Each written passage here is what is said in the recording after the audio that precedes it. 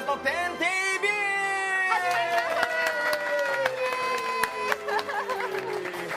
お待たせいたしました。はい、お待たせいたしました。大変失礼いたしました。ということで2018年最初の第1回目の放送ということになります。ということで今年も MC を務めさせていただきます。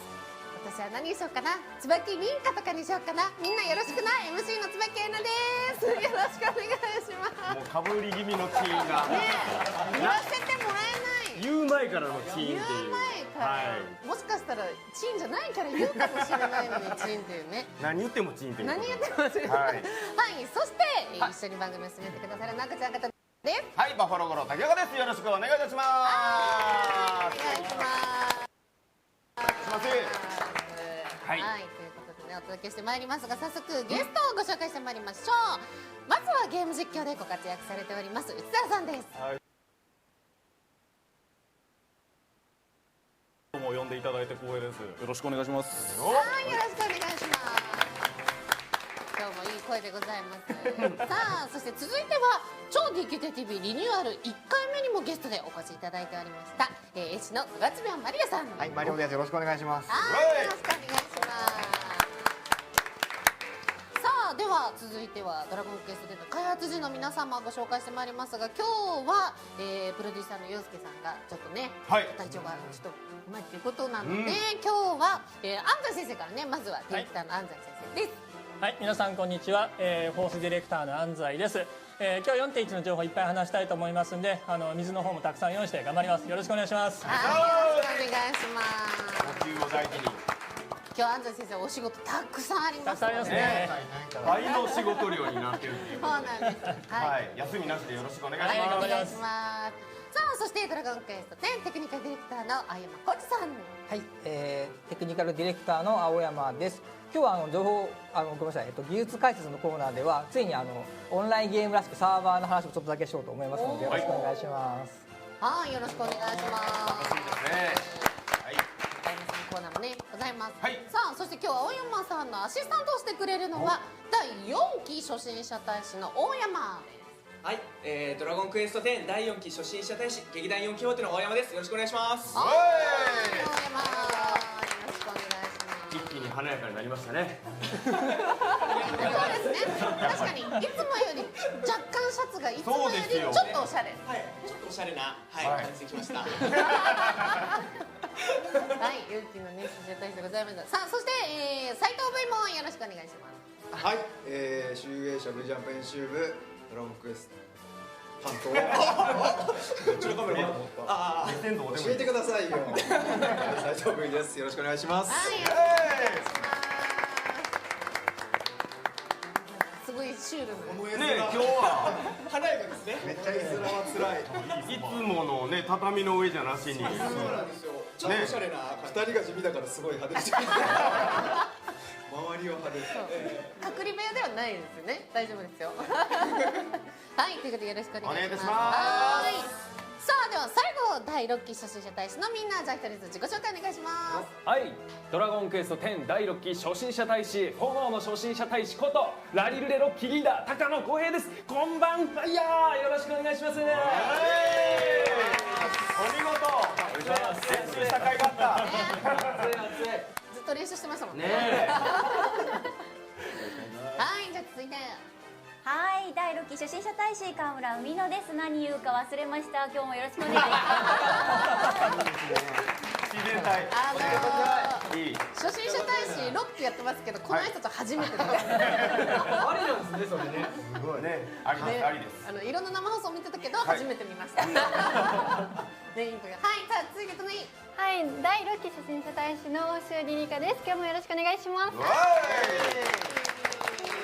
します。はい、若い。はい、そして紹介する？してくれるんですか？いやいや、ガチ緊張してる。はい、嬉しい。はい。第6期初心者大使、今朝パラディンの職業クエストをやってきたのでちょっと情緒不安定です。お願いします。あれね。心が揺れておりますね。考えさせられました。はい。からね、日高いつもでも泣いてるからさ。すぐ泣くからね。ね。違う違う、今日は泣いてない、今日は泣いてない。はい、ということでこのようなメンバーでお届けしてまいります今日のちょうどいいきて TV なんですが、はい改めて番組のね、説明させていただきますと、はい超 DQ TV は月に大体一度ぐらいのペースで最新情報やバトルチャレンジなどニコニコ生放送を通じてドラゴンクエスト10の魅力をお届けする番組となっております。はいではまず最初のコーナーいっちゃいましょう。はい聞かせてあなたのアストルティア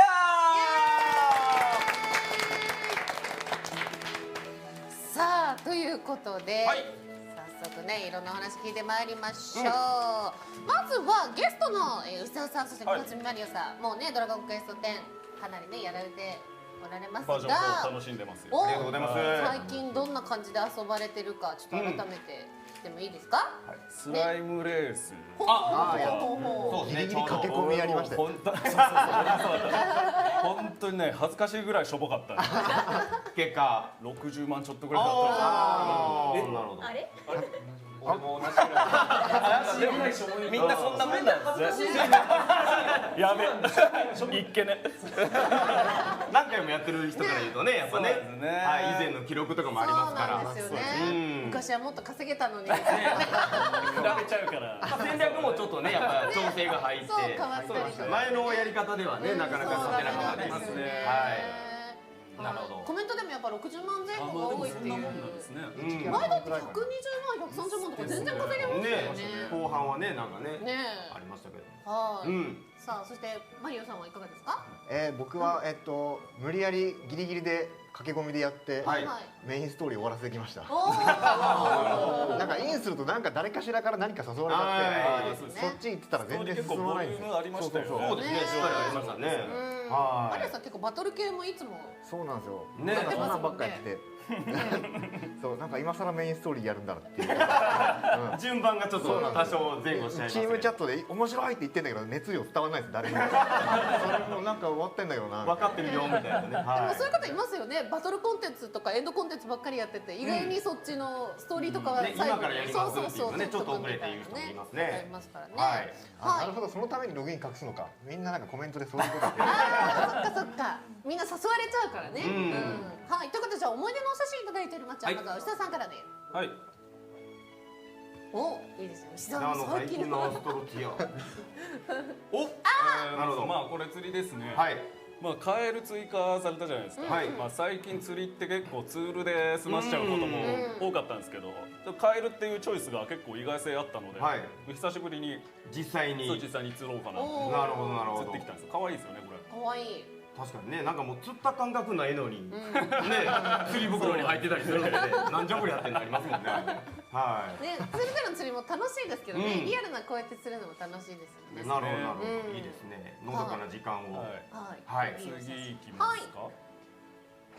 まあこれ先月のクリスマスのイベントなんですけど。はいはいいやなんかこう一通り終わった後にツリーの裏の妖精にこう、はいもらったお祝いシャワーをひたすらなんか5分ぐらいはい仕草の正しい使い方をかけ続けてたんですけど。なんかしたら周りの人がなんかはい寄ってきて同じことし始めた、なんかその人とフレンドになったんですよ、はいはいはいそういうことあるから、ねやっぱオンラインって面白いな面白いですよね。会話なくてもそうですね気持ちが通じるっていう部いつの分間にかフレンドになって、ねなるほどなるほど特にメギとかだと真ん中のお花畑で一人なんか、うん仕草やりだすと周りに並んでやり始めるみたいなね。しちゃいます広がねっていくっていうそう現象、そうオンラインならではのね楽しみまあ方季節イベントも楽しませてもらってますね、なるほどはいたっぷりと楽しんでいらっしゃるということでございましてはいでは続いてじゃあマリオさんのはい写真見てみましょうか。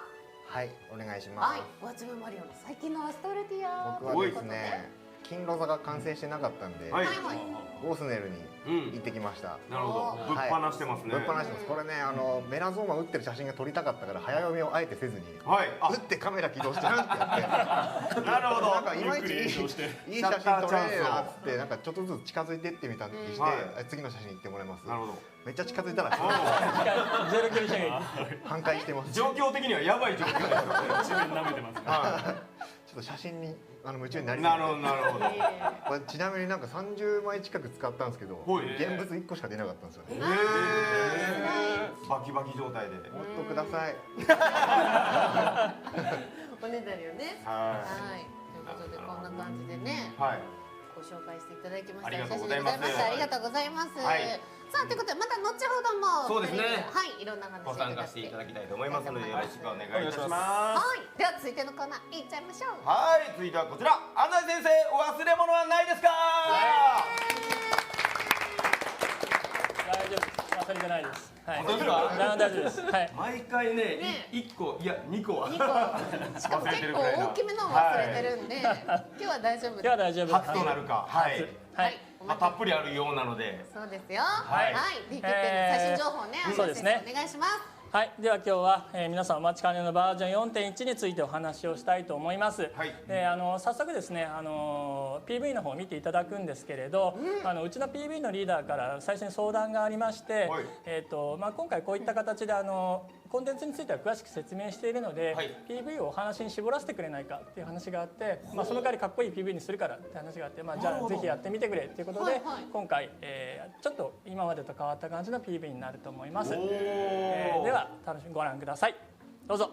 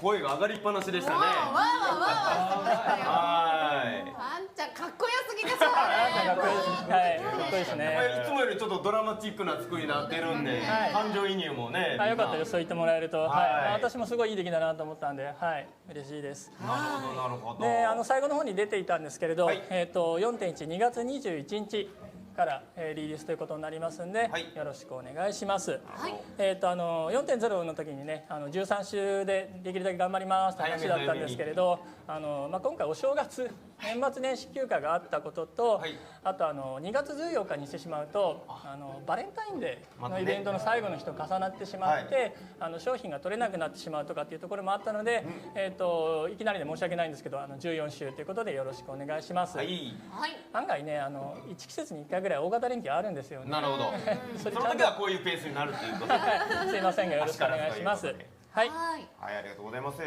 い、じゃあメインストーリーについてまず、じゃあお話ししていきたいと思います。はい、お願いします。はい、じゃあ、お願いします。画像の方お願いします。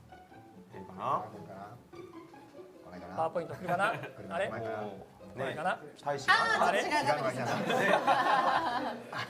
来ました来ました。はい、総立ちで待ったんですじゃあそれぞれお話ししていきます。はいじゃあまずはメインストーリー栄光の勇者と消されし盟友のお話からしていきたいと思います。こちらね4.1 が始まるまでに王家の迷宮の表の回はい最初の回の方をやっといていただけるといいかなというふうに思います。はい。なるほど前に言ったはい、ね物語はですね、現代のグランゼドーラ城の賢者ルシェンダ様のところから始まります。はいいつもの感じですね。出てきましたねそしてこのお方が、いよいよ登場します。来ましたね。勇者アヌシア。はいはい。わね。変えとこさらにですねこちらグランゼドーラ城1階の一番奥にある石像なんですけれど、はいこちらのモデルになった方がこちらの方ですね。なるほど1000年前に存在した、勇者アルバン。ねえはい、グランゼドーラ城の。戦いましたけどねはい。うわかりましたねねそれからこちらがあれですね、1000年前のアルバンの盟友であるカミルになります。出てくるとは。まあそうですね。はい。私も最初この話の原稿というかさ、はいプロットが出た時は、ああこの話かーと本当思いましたね。はい。はい、伝説に残るですね1000年前の2人の、勇者と盟友の物語、こちらの方をぜひ実際にプレイしていただきたいかなというふうに思います。非常になんていうんですかね勇者のお話で、はいドラゴンクエストらしいって言ったらなるほど正解があるかもしれないですけれど、盛り上がるお話になりますので、ぜひ皆さん楽しみに遊んでください。はーい多分こっちは分回しだよねはい、次、4.1 で配信されるサブクエストです。ですね、各出身村に種族の挨拶みたいのがあるじゃないですか。でこちらオートキンベルの、キンベルの挨拶の仕草が、配信されます。4.1 が始まってしまうとなかなかキンベルの方に行くことはあんまりないと思うんですけれど、仕草のクエストがありますのでぜひこちらの方をやってみてください。やりましょうエテーネの挨拶を教えてくれます。はい、マナー講座。キンベルにいるエミリエさんを探してくださいね。はい。続きまして約束の旅人2、こちらの続編です。今回登場する方はこちらの紹介人ハラリさんです。はい名前の方でね分かるかと思いますけれど、新しい施設が追加できるようになりますのでぜひこちらも続けてください。はい。はい。それからもう一つの連作ストーリー時をめぐる命題の続編です。はいこちらですねグランゼドーラ城のちょうど勇者の像が見えるところにいますのでフィロソロスさんがこちらもぜひ遊んでみてください。はいはいはいはい、こちら第2話やっていただけるとある人気キャラクターのちょっとルーツみたいな話も出てきますんでそちらもお楽しみに、はい、遊んでください。はーいあ、これね。はい、続きまして 4.1 のコンテンツですね。古のゼレメはこちら皆さん気になっていると思いますけれどお話をします。古のゼレメはレンダーシアの海上で発見された謎の遺跡島を探索してお宝を見つけ出す新しいコンテンツです。参加条件の方なんですけれどちょっと待ってくださいね。はいあれあ来た来た宝探し。お宝探し。はい、トレザーハントみたいな。マウスカーソルがどこ行った。安西先これは忘れ生。物忘れ物ですね。忘れてないんだけれどねなるほどちょっとね顔見えないのよなんか一緒だったね。よ。次行っちゃおうか。いやいやいやいや。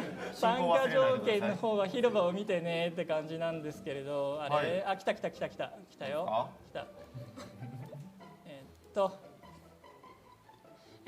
バージョン4新バージョンのレジコ登録が必要ですよっていうのとレベル90以上が、このコンテンツを遊ぶ必要条件になります。 90以上。はい、次いきます。はいあれちょっとこのお預け感大丈夫大丈夫ちょっと大丈夫。はいはい、連座車にですね、こんな形で謎の遺跡島が登場します。飛龍に行って飛龍に乗って行けるところにありますんで、あれ画像出てない。出てませんね。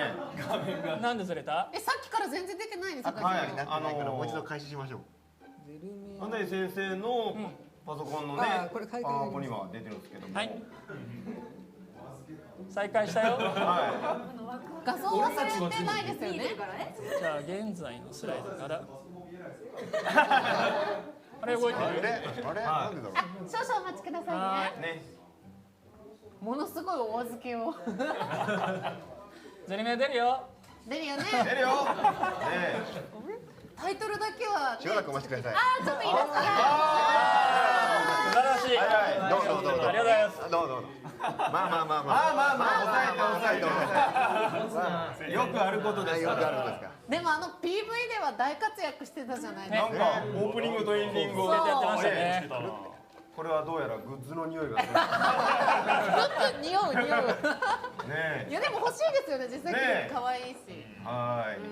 スライド大丈夫ですかね？はい、出るかな？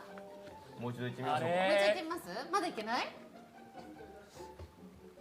これはね、違う。これは出てこの次。これはもう3分ほど見てますから。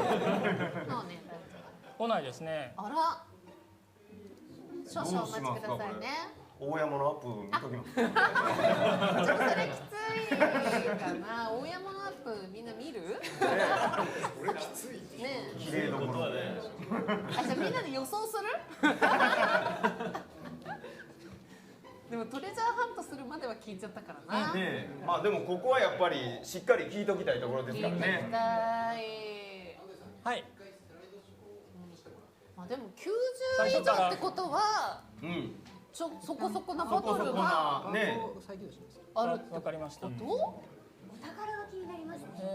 だからね、気になるよ。うん。何が？俺たちもいける。いける。確かに大使のみんなもいけるね。うん。じゃあ PV の話でもちょっとしましょうか。じゃあなんか牛田さんマリアさんなんか PV で気になったことがありました？よかったとこ。 PV で。 4.1番いろいろキャラクターがなんかちらっとしか出てこなかったけど、巻き髪のキャラとか。ありましたね。お人形さんみたいなクリクリの。大丈夫かな？クラウンドに。なんか猫ちゃんもね、なんか重要なね。そうだって関感じ係あるのかわかありましたよねんないとこに猫ちゃんね、ちらほらニャンニャンいましたよね。牛田さんどうでした？いやもうあんちゃんとかもう出ないんじゃないかと思ってた。俺が買ったはやぶさの剣使ってほしくてしょうがない。そうちょっとやっぱ嬉しいですよね。育てたキャラクターでもありますから。はいはいはい。結構やっぱ長くね旅を共にしたメンバーでございますから。いやでもアンルシアうん。どこの世界まで守るのかなとかちょっといろいろ考えますよね。ね。確かに行くんですかね過去。うんそれもわかんないですけど管ね。轄外とかあるのかなみたいな。ね、勇者の力が及ばないですそうそうよね。とかあるのかなとか。ちょうど今回の話は1000年前のグランゼドーラなんですけれど、ちょろっと出てましたけれど、魔王軍が攻めてきてるんですよね。なので戦争みたいな状況になってますんで、見慣れたそのレンダーシアの状況がちょっと変わってますんで、そこもぜひ見てほしいかなというふうに思います。ロッキー座ってていいよ、大丈夫。なんかちょっとごめんなさいね、今ファイルのコピーをやり直してるんで、あと3分で出てるんだけれど、誤解のないように言っとくと、別に立たせてるわけではなくて、そうモニターを見たくてみんな立ってきてるっていうことなんです。椅子がちょっとね低くてね、そうそうそうそう、立った方がよく見える。そうそう、椅子がないとかではない。携帯でねニコ生見ながらやるかなとかも言ってましたけど、さすがにそれはっていうことで。いやでも楽しみすぎますね。ちょっといろいろな魅力的なキャラクターもね、4.0でもいろいろいましたけど。安西先生、今の間に水をたっぷり飲んでいただいて。そうですね。それでトイレ行きたくなっちゃうんでね。悪循環で。悪循環で。ね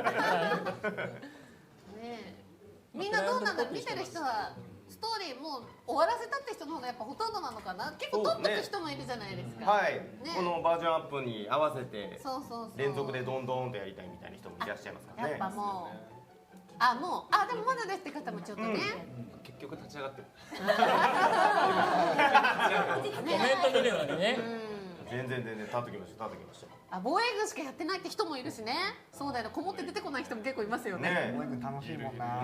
楽しいもんね。あと白箱こもってる人も結構いるしね。白箱のために僕占い師なんか育てましたもん。なるほど。ために。そう、もうなんか死神綿棒作ってこいって言われて、死神の綿棒ってもう想像しちゃって。なるほど。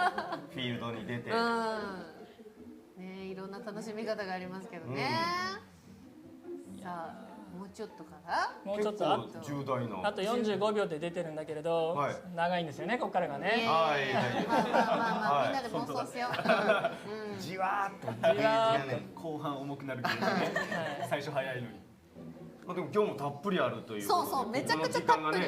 いや、1時間で収まるかなと思ったけど、だいぶ今ロスしてます。先でいかないと。そうですね。せっかく長めに撮ってあるのに。ちなみに 4.0 の中のキャラクターだとみんな誰が好きとかあります？ 4.0 ですか？そう。あ、聞こえない。そうか、耳そっちゃうね。ザンクローネ。名前聞いただけじゃ分かんない。名前じゃ分かんないから俺ら。確かに。名前聞いただけじゃ分かんないからね。女性陣も結構多かったじゃないですか。そうですね。なんやかんやとね。なんやかんや。可愛いところ、かっこいいところも。そう。私ベルマが好きですけどね。はい。あと先生ベルマなんですね。ずっと言ってましたけど。ずっと言ってる。表情がすごい。いいですよね。いい顔しますよね、あの子。お、これはいけるか？ちょっと待ってくださいね。はい。出ますか？来ました？来ました？そいつの言うことを信用する大丈夫かな？の皆さん大変およって感待たせいじですがたしまし。た。出るかな？じゃあさっきの。はい。いにしえのゼルメアの。よし。戻っていける？もう。安西先生のパソコン上。はい、それでは皆さん切り直しまして 4.1 のコンテンツイニシアのゼルメアの説明をしたいと思います。大変お待たせしました。じゃん。こちらがですねレンダーシャーの、にある謎の遺跡島になります。飛竜乗って行けるところが増えてますんでぜひ探してみてください。すぐわかります。いろいろ施設があるのが見えると思うんですけれど、結構便利なところですね。ルーラストーンも登録できるようになってますんで、一回飛竜で見つけたらぜひルーラストーンでやってみてください。便利そう。こちらが、遺跡の調査を行っているナナリー博士ですね。はい。この人に会って、最初に、いろいろ説明を受けてください。はい。で、ゼルメアに入るにはこちらに書いてあるゼルメアの正門が必要になります。こちらが現地チャージと交換になります。1個につき1回挑戦するにつきゼルメアの正門が1個20時間必要ですので、今のうちから元気チャージの方を貯めといていただけるといいかなというふうに思います。これじゃずっとこもってる人逆にいけないってことか。で、元気チャージだけだと困ってしまう人がいますので、こちら新たにゲノミーという名前のモンスターがレアに普通ある程度レベルの高いモンスターとバトルを始めるとこいつが出ることがありますので、メタルみたいな感じでね。メタルみたいな感じ。はい。でこいつが一旦出たら 100% 正門を落としますので、フィールド狩りからでも正門のものをゲットすることができます。はい。コメントにあるけど、メタル香水とかの香水の効果とか一切ないです。なるほど。別物で。だいたい感覚で言うと香水使ってハグメタが出るのの3倍ぐらい。結構出ます。結構出ます。白箱で言うと白箱2個ぐらい出るかなぐらいの確率でゲノミー出ますので、はい。普通に元気チャージ使っていただいてもいいですし、元気チャージねえよって方に関してはゲノミー探してもらえるといいかなと思います。最初に当たるところなので魔物使いの獲物呼びとかも関係ないので、はい。なるほど。そんな感じでお願いします。可愛いですよねこいつね。なかなか凝った。はい。でまとめますとゼルメアの正門の入手方法は旅のコンシェルジュで元気チャージ20時間と1個交換。あるいは新モンスターゲノミーを倒して入手となります。で、こちら最大20個までになります。預かり所ですとかタンスとかに保管することはできません。必ず持ち物の中にワンスタック取って、最大20個までになります。あまり邪魔にならないと思います。で、イニシエのゼルメア、4人パーティーで入ることができるんですけれど、人数分の正門が必要になります。で、それをパーティーリーダーが払う感じになります。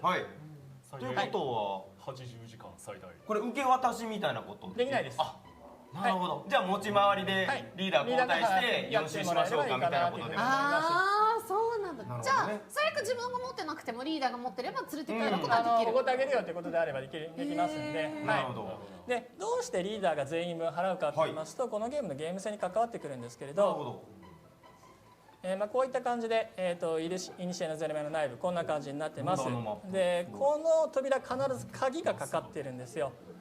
で鍵の数が制限されてるんで、どの鍵を開けるかどの扉を開けるかっていうのはリーダーが決めることになりますんで、基本的にリーダーがどういうルートを攻略していくかってことを判断するやつになります。サポいるけどサポといけるんですか？サポともいけます。なので正門1個使って、サポとか仲間モンスターを連れて、行くこともできます。はい。そうなんだ。はい。なんていうのかな、見てわかる通り部屋が9個、最大9個で構成されているので、がっつりしたダンジョンコンテンツっていうよりかは、1日1回チャレンジする宝探しみたいな感じで気軽に遊んでもらえるといいかなというふうに思っています。じゃあ何が出るのよ1日1回っていう感じなんですけど、こういった感じでですね、モンスターも出てきます。それから後ろに宝箱もあるんですけれど、モンスターがいる部屋に関してはモンスターを倒さないと宝箱も取れないし、次の扉を開けることもできないです。赤くなってますもんね。はい。で、レベル90以上のコンテンツなんですけど、結構強いです。あ、強いんだ。強いです。はい。レベル90以上ですね。で、こちらが宝箱の中身です。じゃん。装備？レベル96装備の白箱です。ここで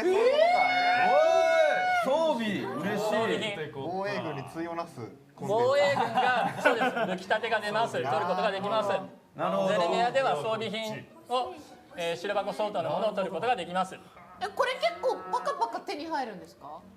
そちらのお話もしますね。はい。こんな感じで、1つのフロアから、3個とか4個とか、白箱を開けることができるんですが、あちら下の方に封印を、解ける数1個って書いてあるのお分かりですかね。こちら、何個も取ったとしても、持ち帰ることができる数は決まってるんですよ。でダンジョンを探して、2階に行く扉とかがあるんですけれど、2階に行くと2個持ち帰ることができます。3階に行くと3個持ち帰ることができますみたいな感じで、フロア数に応じて1個ずつ、持って帰れる装備品が増えるっていう感じですね。なのでなるべくたくさん集めて、その中からどれを持って帰ろうかなというのを選んで持って帰るっていう感じになりますね。ってことはなんか嫌な予感するけど、全滅したら。その予感は正しいと思います。じゃあなるべく強いパーティーで行くと3つもらえる確率も上がるみたいな。全滅してしまうと全ての権利をなくしてしまいます。それから、選ばれなかったものもその場で消えてしまいますんで、最後の部屋で、よく選んで持って帰るのを決めてもらったらいいかなというふうに思います。今アイコンのところに黄色い玉がついてるじゃないですか。あれが封印の玉でして、あれを外すことができるのがその階層分の数っていうふうになります。でも1回行ってほぼ96装備が1個もらえるっていうのは相当ですね。はい。確かにね。いいですね。はい。こちらね、まずどんな感じのコンテンツだよという予告漫画の方を放送終了後に公開します。はい。ぜひ皆さん広場の方で見てもらえたらいいかなというふうに思います。はい。ゼルメアに関して何か質問とかあります？コメント皆さんね、質問とかあれば。サポでも行けるってことは、サポでも行けます。一人でこうね、のんびり行きたい方も行けるってこと、そうです。4人でも行けるんですけれど、4人で行った方がいいことってのは一切ないので、はい、そこは一緒です。はい。大体時間どのくらいかかりますかっていう。そんなに時間かからないですね。テストプレイやってて、2回とかまで行って10分かかんないとかそんな感じですね。はい。何階層まであるんですか？それはぜひ見てくださいっていう感じですね。もう防具は結構職業に対するやつはランダム。ランダムです。はい。戦士でいたからといって戦士のものが出やすいとかっていうことはないので、自分の好きな職業で行ってもらえるかなというふうに思います。攻略しやすい職で。はい。なんか強いボスとかはいるんですか？例えば5回ごとに大きなボスがいるとか。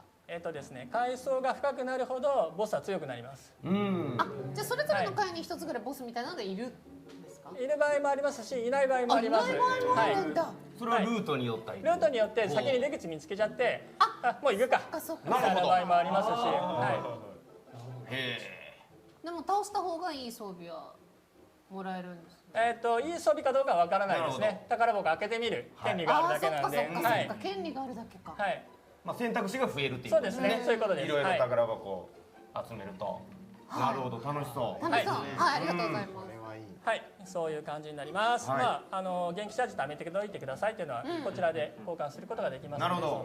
こういうことやったんですね。はい。はい、では次行きます。次、新おしゃれアイテムついてくんが出ます。ついてくん。ついてくん。ギュッとチャージ続きでついてくん。なんだ。ついてきてる。ついてきてる。じゃあこちら映像の方用意してきましたんで映像の方お願いします。出ますかね。カーナについてくん。映像、はい、お願いします。スタート。うわしかもカメさん。服やと結構でかいですね。ねえ、サイズ感が。そんなに変わらない。乗れそうなんか。あ、これだって街の中で連れ歩けてるってことだもんね。そうです。はい。ついてくんは街中、住宅村、外、ダンジョンすべてのところで、はい、連れて行くことができます。勝手に歩くんだ。可愛い。キャラが止まってても独自の動き。あ、はい。本勝手に動いてくる。ねえ、楽しい。当だ。あ、じゃあ外でサポとか連れてるとそれとは別、その後ろについてくる。そうですそうです。はい。バトル中が消えちゃったりとか、はい、いくつかの条件で消える場合もあるんですけれど、基本的にどこでもついてきてくれますね。はい。ちなみにドルボードは。ドルボードに乗ってる時はどうだったっけな。ドルボードになるとき神様こんな生で引きずるみたいな。引きずるみたいになっちゃうでしょ絶対。一緒に乗ればいいじゃん。一緒に乗ればいいね。ドルボードはねいなかったような気がするんだけどね、そんな大事なことをすっかり忘れたわ。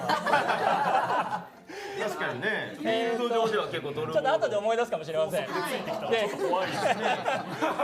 ドルボードの形によって助手席に座ってたりとかね。サイドカー。それは無理だと思うぞ。ほうきの先に乗ってるとか。あ、そうそうそうそう。こちら、じゃあスライドの方戻してください。風の街アズランにですね、こちらの玩具やカルタさんというのがやってきますんで、ついてくんのカプセルを、どこかクエストで入手したら、こちらのカルタくんの方に持ってきてください。玩具扱い。はい。こんな形でですね、連れて行けるついてくんを選ぶことができます。将来的についてくんの種類どんどん増えていく予定ですので、第1弾が神様という形になります。はい。可愛い。はい。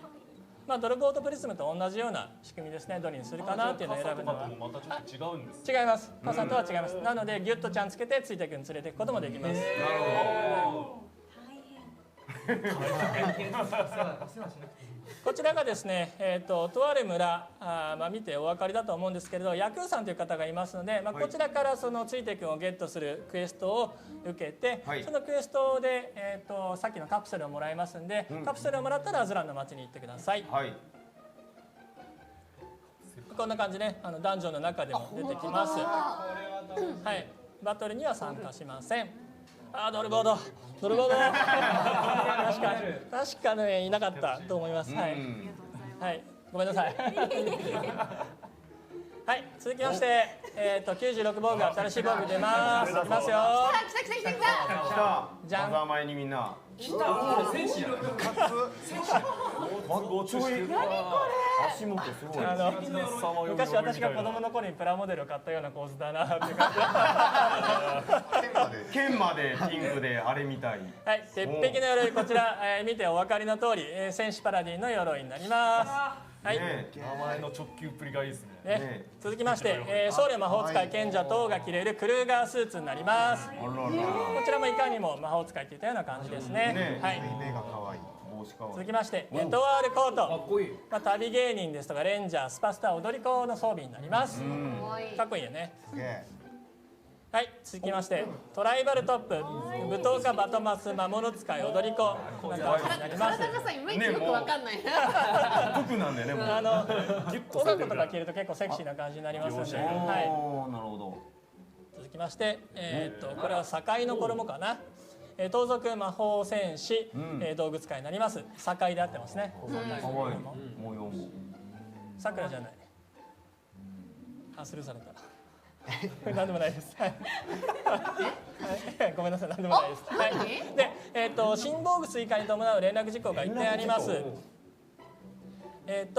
レベル96の武器立てが白箱への追加になるのはバージョン 4.2 になります。私バージョン 4.0 の説明の時に、白宝箱は、最新の1個前のバージョンまでとなります。で、新しい、武器立てが出たら、新しい白箱に追加されるよというふうに話をしたんですよね。で、ちょっとこれ説明不足というか言葉が悪かったなと思うんですけれど、ちょっと図にしました。4.1 は現状のままです。4.2 で、4.0 の、武器立てが入ります。4.2 で、新しい武器立てが出ますので、その時、フィールドの白箱に、4.0 登場の武器立てが入ります。今開発から指令が来ました。ついてくん泥棒の時は消えてます。でしょうね。はい。よかった、引きずられずに。はい。4.2 の時の新しい武器立ては防衛軍で取れますか？なるほど。そう、防衛軍の繰り上げがちょっと気になりますよね。それ言っちゃう？手に入ります。手に入ります。手に入る。入ります。じゃあまたぜひ貯めて。貯めとく。ね。でも素材が一緒かどうかはわからないですよ。そういうことか。なるほどなるほど。はい。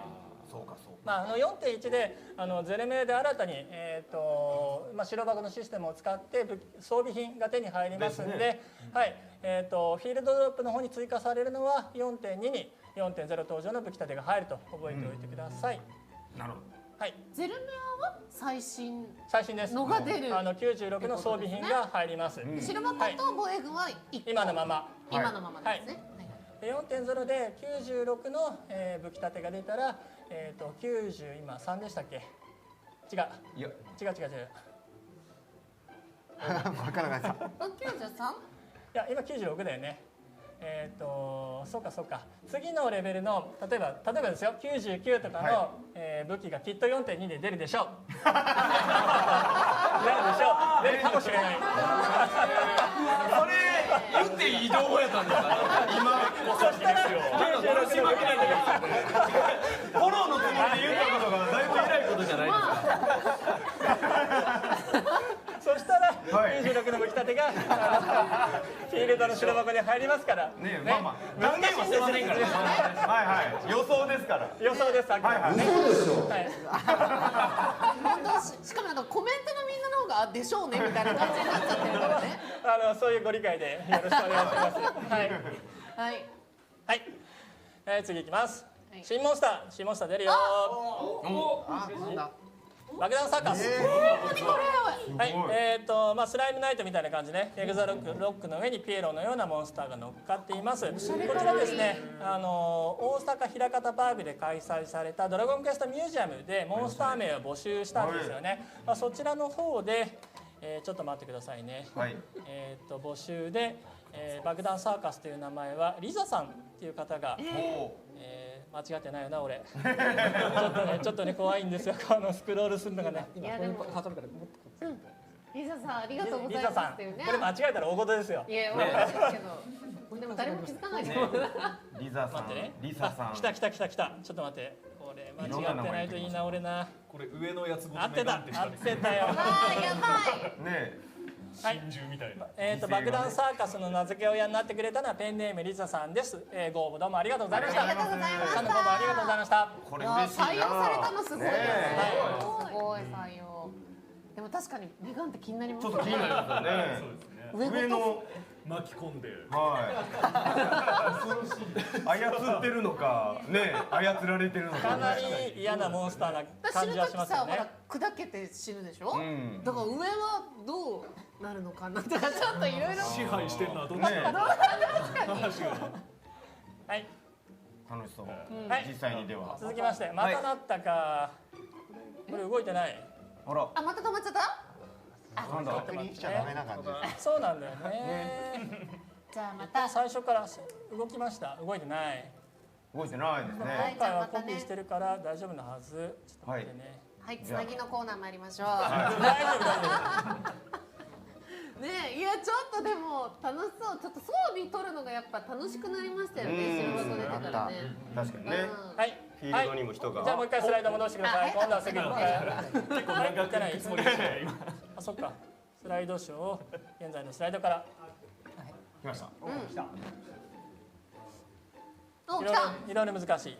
はい。はい。転生モンスターが追加になります。お、なんだろ何が追加されるかお楽しみということで、そうだはいね。今回は追加されたよだけ探してくださいね。なるほどはい。続いて皆さんあ、来た来たお待ちかね新仲間モンスターが追加されます。バージョン 2.4 後期以来ですね。縮尺とか欲しい。ドン。結構これは嬉しい。ゲレゲレゲレだ。ゲレゲレです。はい、こんな感じになります。すげえ。武器はまあちょっとぜひ見りゃわかりますね。はい。ドルボードも戻す人が多いですよね。本当にキラーパンサーらしい特技をいっぱい覚えますんでね、ぜひ育ててみてください。でスカウトの賞がどうやって手に入るかは秘密にしておきますんで探してみてください。しばらくの間便利ツールの方でも手に入れることはできないので、ぜひインゲームで探してほしいかなと思います。かっちょいい。やっぱドラクエといえばだよね。まあそうですね。あはい。続きまして、仲間モンスターに新スキルが追加されます。今回こちらのモンスターに新しいスキルが追加されます。こちらの4ですね。スキルポイント43、45、50で覚えるスキルが追加になります。はい。こんな感じ。ブラウニー一発やつ。回転叩きプラス100とか、会心時プラス200とかウルトラスタンプの時にダメージ300追加とかがついて、はい、竹槍で育てて失敗したと思ってたんですよ。スキル少ねえからなんかやっときた。ちょっと青山さんの目の前で。本で本でグルメ術っていうのが入ります。まあこちら50でね行動時何かするためにもぐもぐタイムになる、15% が追加。というのがあります。まああとそうね、竹槍兵はお楽しみに。お楽しみ。実際にねスキル取って。分けますよ。はい。はい。続きまして、アストルティア防衛軍に最速討伐乱射ランキングというのが入ります。こちら皆さんご存知おなじみのソース M なんですけれど、バージョン 4.1 だったら必ず一回ソース M の方に話しかけてください。ランキングやるよっていうのと討伐ランキングやるよっていうのと名前の表示非表示の設定を一番最初に行いますんで、まあ今みんなパーティーに組んで、リーダーから誘われてそのまま行っちゃう場合があるじゃないですか。その時に弾かれてしまうので、必ず防衛軍やる前に 4.1 になってからソース M に話すようにしてください。今討伐1分なの1分なんかコメント見たけど1分切ってるのいるの。こんな感じで討伐タイム出ます。名前出したくないよって方は内緒っていう風になりますんで、第1位の方たちだけが、登録されますんで。なるほど。だけ1位のその8人がこうやって。そう。腕に覚えのある冒険者の方はぜひやって挑戦してみてください。これは TA 勢が。で、冒険者の広場の方では上位200パーティーを見ることができますので、はい、インゲームで見れるのが1位だけね。はい。なるほど。はい、続きましてバトエンテンポアップ対応。4.0 でバトエン入れたんですけれど、ちょっとゲームは面白いんですけれど、テンポをもうちょっと早くしてよみたいな意見をたくさんいただきましたので頑張りました。じゃん。すげえ。鉛筆が転がる動作を短縮、消しゴム使用時の動作を短縮、ターン開始時の何ターンのウェイトを短縮、ターンごとの何々の攻撃を短縮、ターン終了時の残り何ターンをカットしました。あとミスした時のミスもカット。結構早いですよこれ。結構早いです。ちょっと心配になるぐらいの速さです。これねこれ動画で見てもビフォーアフターで見ないと分かんないけど、遊ぶと早いよ。なるほど。体感時間がなります。はい。ストレスなくこれで。なので一回遊んでちょっと遅いなと思った方は、ぜひやっていただきたいかなと思います。あとNPC、NPC 戦があいつらも3本鉛筆持ってたんですけど減らしました。最初のやつは1本しかない、1本倒せば勝ちみたいな感じで、いやNPC 戦が長くて下手すると30何ターンとかなってたんで妙に強いんですよ、なのでそこのバランスも調整しましたんで、はい、ぜひ続きやってください。で、バトンやコルピンに景品が追加されます。画像に出てるような両手杖、それから槍、片手剣、盾などが追加になってます。公平が好きそう。いや好きですね。もう取りに行きます。転がせ運命レッツバトンファイト。いやこれ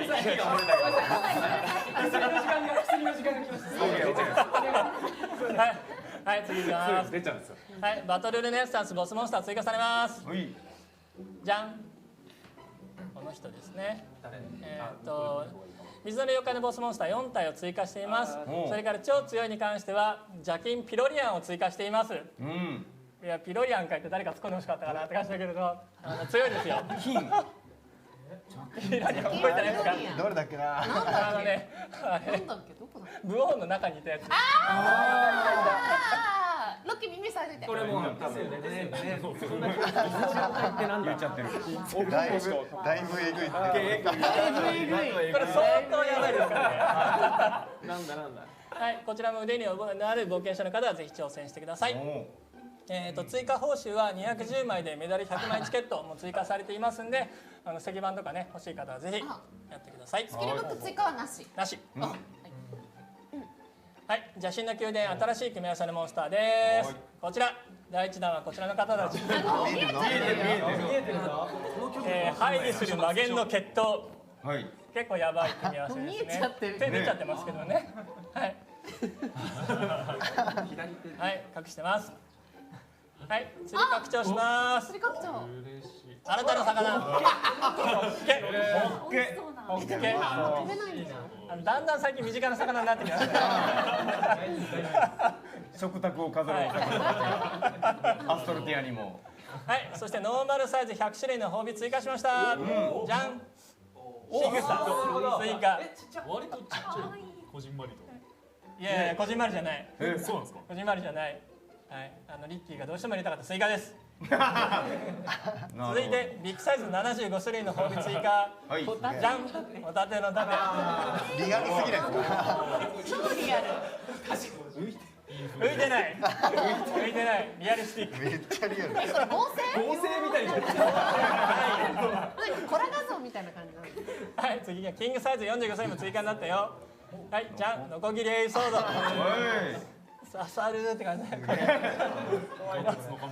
ももんじゃには相当刺さりますよ。目を狙われます。そんなひどいことしちゃダメ。はい。はい。じゃあここで一旦水を飲みます。はい、ちょっと落ち着いてください。ちょっとこれ結構ザーザーしますよ。結構大きい話です。だってこれ結構バザーも変動するんじゃないかっていうレベルだよ。バザーは大丈夫じゃない大丈夫？でもまあ前回深夜爆弾とかね調整しましたけど、まあでもやっぱその武器がね、今回も大きな調整が入りますんで、皆さんまずは深呼吸してください。大きな調整？じゃあちょっとみんな水飲もう。いきますよ。じゃん。皆さん。なんだこれ。なるほど。彩花がでかい。マジ？やば。全職採火使える。全職業がチャンス特技すべて選べます。なるほど。これはだいぶ変わってくる。チャージ制になってる。すごいですよこれ。だスーパースターが激鱗の悟りとか、バトマスがあれですよ。回復とかできちゃいますからね。なるほどね。状況に合わせて。まあなんでこういうふうにしたかっていうところなんですけれど、チャンス特技ってその特定の条件が発動した時にチャンスでいい技が出せるというのはもともとのコンセプトだったんですね。で、ここにある5つのチャンス特技を作ってそれぞれの職業に割り振ったんですけれど、やっぱり舞踏家の人とか彩花が欲しいとか、そうなんですよね。そのチャンス特技の何を持ってるかっていうところが職業のその性能そのものになってしまっているところもあったので、強力な分、ちょっとそれはやっぱりおかしいよねっていうところがあって、いいですね。チャンスの状況に合わせて全てのチャンスが使えるように修正しました。はい。これ大きく変わりますね。防衛軍でもね。僧侶も強すぎたもんな。はい。で、ということは特定の特技が、いっぱい使えるようになるんですよ、一つのバトルで。でじゃん、画像でお分かり気づいた方は気づいたと思いますが、チャージタイム制になります。チャンスが来た時に、最初にチャージタイム0です、どの特技も選べますが、例えばその彩花の陣を1回使うと600秒間次は使えません。彩花強いもんね。なのでチャンス連鎖とか起こった時に、彩花の連打とかグランドクロスの連打とかっていうのはできないです。なるほど。はい、今コメントにあるんですけど、死んでもリセットにはなんない。死んだ場合にチャンス特技が来るチャージタイムはリセットされるんですよ。実はチャンス特技って条件があるんですけれど、ただこちらのチャージタイムはリセットされません。されません。されません。なるほど。バトル中は。はい、で何度か出てた彩花の陣ですけれど、効果を変えます。一番大きいところは、守備力ダウンの効果があったんですけど、こちらを廃止します。はい、全員が彩花の陣を使えるようになったことと、あと今までですね、固定ダメージ系ですとか一部の特技は彩花の陣が適用されてなかったんですね。それを、ダメージ 50% アップの効果を全ての特技に適用します。はい、その代わり、物理攻撃ですね、特に多段攻撃が非常に効果が大きかったんですけれど、その効果が大きすぎた守備力ダウンの効果の方を廃止します。すべての人が、すべての特技で彩花の陣を使えるようになります。その代わり守備力ダウンの効果は、廃止するのと、放置の発生時間を7秒間短くします。なるほど。はい、なので、防衛軍とかで全体的にその彩花の陣が発生する場に現れる数は多分増えると思うんですね。はい、その代わり、若干効果を落とさせてもらいます。みんな使えるなんだね。はい。手分けするというか。そうですね。うまく。はい、チャージタイムもありますので、ここは彩花の陣使わないでグランドクロスにしておこうとか、そこを考えて使っていただけるといいかなというふうに思います。なるほど。はい、続きまして、天地雷鳴時の奉仕の効果を調整しますというか、弱かったんで強化します。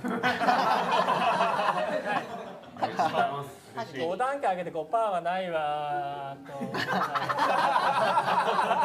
と。そうですね。はい、本当すみません。正直、すごく正直。ということで、天地雷鳴時遊んでください。はい。はい、続きましてここからですね、メニューの方たくさん頑張りましたのでメニューの話を、いくつかしていきます。まず討伐モンスターリストです。これは大きいですね。こちらは討伐モンスターリスト、今まで倒したリストなんですけれど、じゃん。ありがたい。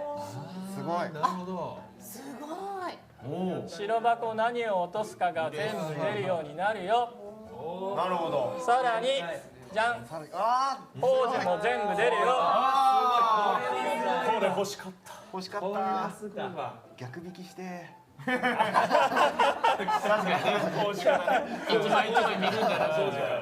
こういった感じの今までの主な生息地は今まで通り出ますんで、こちらのボタンでトグルで表示できるようになりますんで、ぜひこいつこの表示どれが落とすのかなとか、こいつこれ落とすのか、じゃあ行こうかなみたいな感じで討伐とかで選んでもらえるといいかなと思います。なるほど。これは見破るをした相手のみですか？倒せば。倒せばいいんだ。見破りしなくていいんだ。見破るだとはこの豆知識のところがページが追加されるんで、また別のところで。検索みたいなその白宝箱のやつみたい。ガチ勢来たよ、ガチ勢。待て、いっぺんに何でもできないんだよ。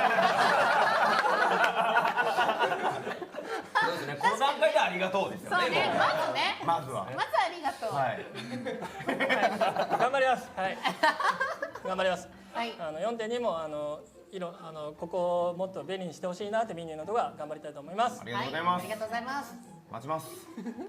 はい、これも非常に問い合わせの多いところだったんですけど、マスタースキルポイントの割り振りメニューを全面的に見直します。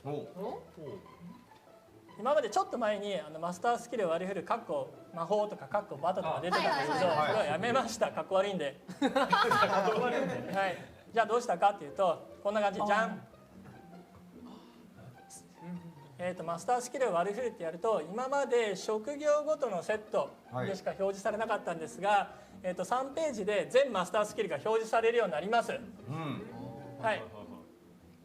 だから今自分、右の方に魔法使いのスキル、俺は魔法使いだよっていうのが出てますよね。はいで魔法使いのスキルが上の5個の方に来るようになってますんで、当然そこを振っていただいてパッシブとかで、下の方で振ってもらうとかっていうような感じで、今自分が自分のどの職業のマスタースキルを振っているのかっていうのがだいぶ、分かりやすいし振りやすくなったなと思います。はい。ちょっと分かりづらいんですけれど、はい。これは魔法使いの、デフォルトのスキルですね。はい。で、こんな感じでここに戻るんですけど、ここで勇敢とか信仰心って選ぶとここの5個のブロックが表示されるようになります。今までと違って分かります？勇敢、信仰心、気合、お宝。はい。あ、なるほど。はい。今までは横にスライドして戦士のスキル、魔法使いのスキル、ソウルのスキルっていうブロックだったんですけれど、マスタースキルごとに新たにブロック、作りましたんで、だいぶ分かりやすくなったんじゃないかなというふうに思います。はいはいはい。で、振るとあなたが振るスキルはこうですよっていうふうに全部、振ってるものは出るようになります。これでミスもなくなると。はい。はい。で、振り分けが完了しましたっていうふうになります。やってみたら便利さそうですね。って感じかな。まあここで、反映して終わることもできますし、やっぱ戻るっていうふうなこともできるようになりますんで、これからは、はい。まあちょっと頑張って便利にしたつもりですんで、触ってみてください。はい。はい、こちらお客様からたくさんご意見をいただいたところですが、延期席。じゃん。ですね、おまとめ袋って実は上限があるんですよ。なのでアクセサリーのかけらとかやってほしいっていう意見も分かるんですけれど、アクセサリー際限なく増えちゃうんでなかなかできないんですね。なので、あんまり、なんていうのかな、おまとめ袋の枠が増えていくよりも遅い速度で増えるものを、優先的にやってるって感じですね。まあ、最初は、福引券で、まあ、今回、連休席っていうふうな形になります。はい。ありがたい。まあ、これも徐々に対応していきたいと思います。はい。待ちます。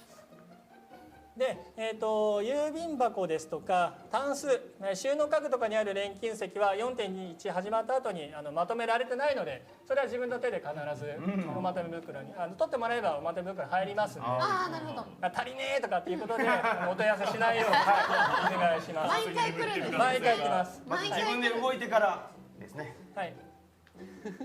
はい、次いきます。メガルーラストーン行き先追加になります。これはどこだ。はい。クエストで。はい、リンクスの。はい、クエスト第3話。あれ。あれ。まあ、まあ当然なんですけれど、ナドラガンドにメガルーラストーンで移動できるようになります。すんごい便利になります。はい。はい。で、こちらの受注条件なんですけれど、時の妖精キルルに合っていることがこのクエストの受注条件になりますんで、4.0 の方少しでもいいので遊んでおいてください。あ、疲れた。ついてお水をね、お水をゆったり。資料は6割ぐらいですかね。今50分ぐらいですよね。はい、じゃあ巻きます。カラーリング紅になります。じゃん。はい。こちら、カラーリング屋さんに入った時のメニューなんですけど、まあ、パッと見お分かりかと思いますが、姿見みたいな感じになります。ペンに色を変えることができるようになりますね。超便利。はい。なるほど。こんな感じで色を選ぶとカラーチップを選んで変えて、で決めると、じゃあこれをいっぺんに変えるにはこんだけの花が必要ですよっていう風な感じで出るようになります。はい、足りない花の数を教えてくれるようになりますね。トータルでいる。トータルでそうですね。それから花が全部足りていればその花をいっぺんにカラーリング変えてくれるようになります。今ちょっと花のアイコン分かりますかね。2段目と下から2段目にある桜の花みたいなアイコンがあるんですけど、それは花が足りないよっていうのも教えてくれますんで、カラーを選んだ後に花が足りない時はこんな感じでアイコンで表示してくれます。何でが足りないの一括で買えるよって言った時もこういった感じでオニキスダリアが10本足んねえよとかベージュカメリアが足りないよっていうことを教えてくれるようになります。この時決定ってやると、オニキスとベージュが足りないからできませんよっていうふうに、エラーで返されます。なるほで、足りない時はこんな感じでコミュニケーションウィンドウのログの方に出すことができますんで、こんな感じでメモで、ベージュカメリアとオニキスダリアが10個ずつ足りないよねっていうのこれをメモしてからバザーに行ってもらえるといいかなというふうに思います。普段姿見使い慣れてる人はさらにね。そう、姿見と基本的に同じなんで、便利。で、妖精の姿見には記憶してあるカラーを反映させますかっていうので、現在の妖精の姿見のカラーを一括でコピーしてくることもできますので、このコマンド一つで、便利。いろいろ便利になるんじゃないかなというふうに思います。はい。5万円。っていう感じなのでカラーリングの方を楽しんでください。はい。今出ているショップの方で出ているローズリーネが着てた服とかもね、あれも男の子でもすごく似合うのでぜひ着てもらえるといいかなと。はい。装備みたいな。バトル装備。はい。次しれっと言いましたが2枠の配置数が10個増えます。これすごい嬉しい。お待たせしました。こちらも 2.4 後期以来なので、本当に久しぶりですね。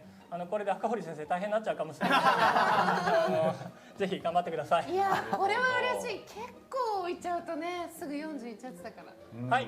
あと、ハウジングの方もメニュー頑張りました。家具2枠の配置が便利になります。はい。まずこちらなんですけれど、家具配置中の視点を固定できるようになりました。指定固定モードっていうのができますね。よく家の片隅とか端っこの方とかでこう頑張って置いて次の置こうとした時に視点が戻ってしまうんですよね。それが非常にやりづらいので、カメラはここに置いたままっていうふうにやりながら、続けて配置することができるようになります。ハウジングやってない方はあんまりピンとこないと思うんですけど、ハウジングすごいやってる方がぜひこれをやりたいというふうに入った機能なんで、かなり便利になるんじゃないかなと思います。リフォームしたくなりますね。すごいな。はい。それから、道具袋の中に家具2枠リストができました。こちらですね、使うものとか預かり所にあるものを、リストでいっぺんに取ることができます。なのでわざわざ預かり所から家具を持ってくる必要がなくなります。便利すぎるこれ。とはいえタンスとかはやっぱり無理なので、屋根裏収納とか、家具2枠置き場みたいなところに入れておいてください。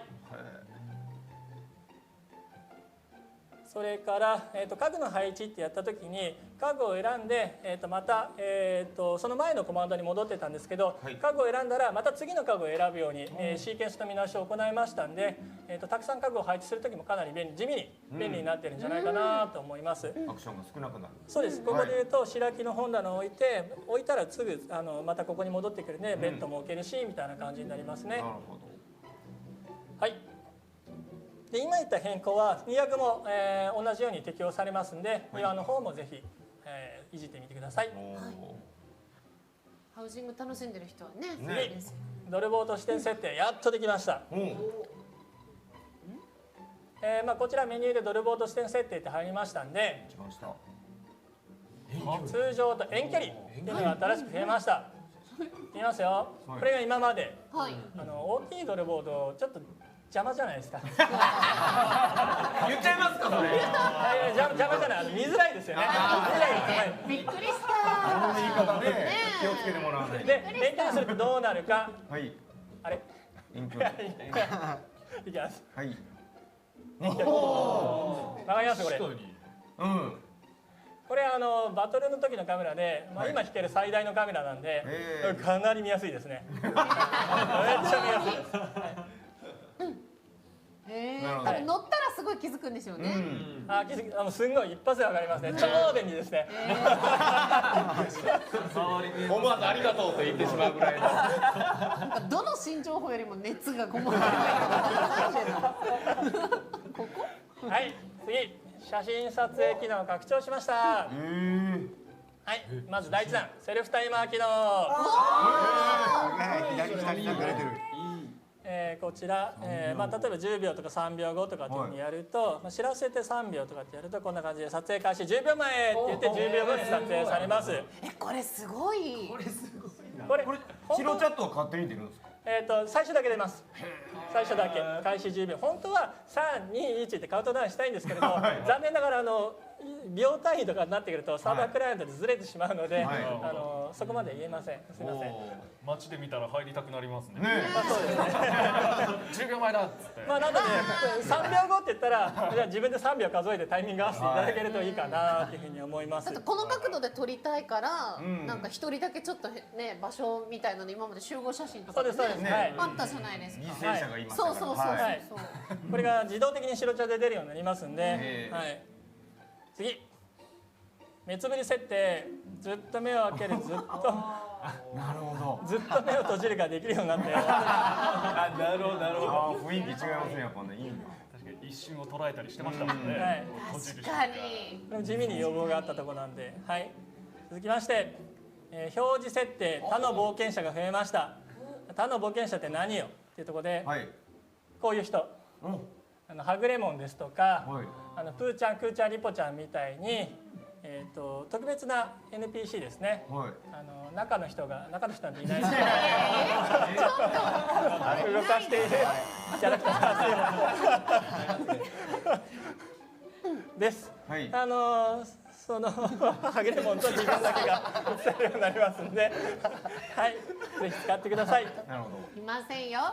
はい、それからこれもすごく長らく言われていたんですけれど、フレンドの最終ログアウトに一時表示をするようになります。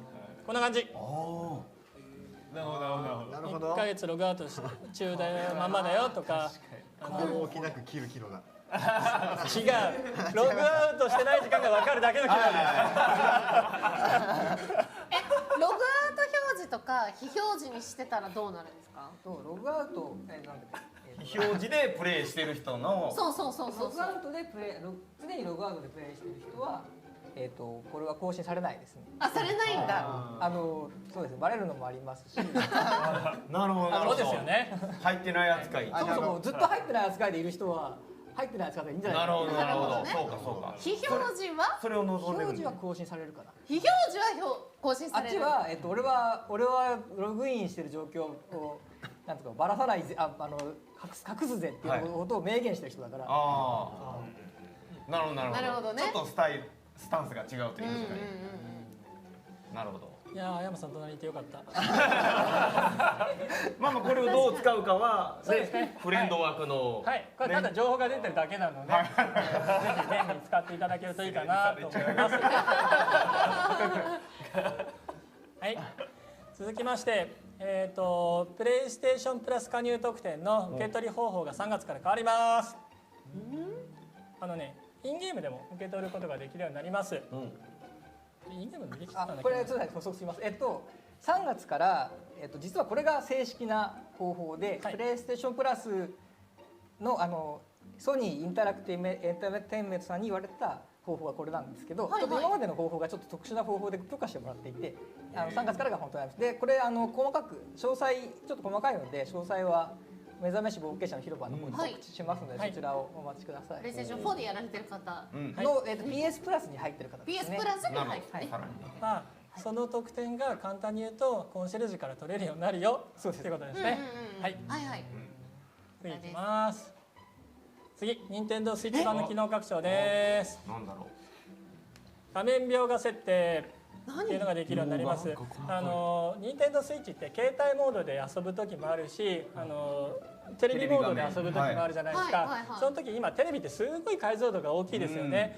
で、4K とかのテレビで遊んでる方は、携帯モードの画面モードだと小さいなみたいなことが結構あるんですよね。それをそれぞれ切り替えられる、あらかじめ設定しておいて切り替えられるようにする機能です。なるほど。はい。なので例えばですけれど、A の方は携帯モード用に標準設定、安定優先みたいな感じにしておいて、B の方は、高画質で、描画速度も速いよみたいな感じにしておいて、それを切り替えて使ってくださいねっていうふうな感じですね。なるほど。前回のフレームレートの説明の時にした件ですね。はい、これははいでこちらなんですけれど、任天堂スイッチスティック LR スティックが押し込みできるようになってますんで、同時押しで切り替えられるようになります。簡単に切り替えられます。EU 版もそうでしたね。はい、そうですそうです。Wii の U 版と同じような操作感ですね。なのでテレビで高解像度で遊んでて携帯版にするときはガチッと押してもらえればそれに合った高解像度になりますんで、はい。スイッチ便利ですもんね。便利ですよね。続いて。これが切り替えできますよ。この時に切り替わるとこうなりますよというふうに教えてくれます。はい、続いてこちらもお客さんから要望のあったところなんですけど、タッチキーの透過率が設定できます。5段階で濃さを設定できますんで、薄くするとこんな感じ。はい、位置が。これはこれでねキーボード打つの大変なんですけれど薄くして使いたい慣れれば好みでね慣れればもうどこでもいけると思うんでブラインドタッチでもいけますからはいそれからキーボードの配列を設定できるようになりますたまにたまにじゃないか外付けキーボードで過多入力の方もいらっしゃると思いますし、あと英字配列の方もいると思いますので、そういったキーボードにも対応できるようになりました。それから単語登録ができるようになります。単語登録。はい。変換してくれる時の。そうですね。あって言ったらアンルシアというふうに覚えさせておけば、はい、登録できるようになります。便利。はい。で、こちらなんですけれど、そうだ、外付けキーボード。だけの対応になりますので、ソフトウェアキーボードの方は単語登録できませんので、そちらの方はあらかじめご了承ください。はい。実はですね、違うんですよ。同じように見えるんですけれど。そうなんだ。はい。はい、続きまして、冒険者のお出かけ超便利ツールの更新内容についてお知らせします。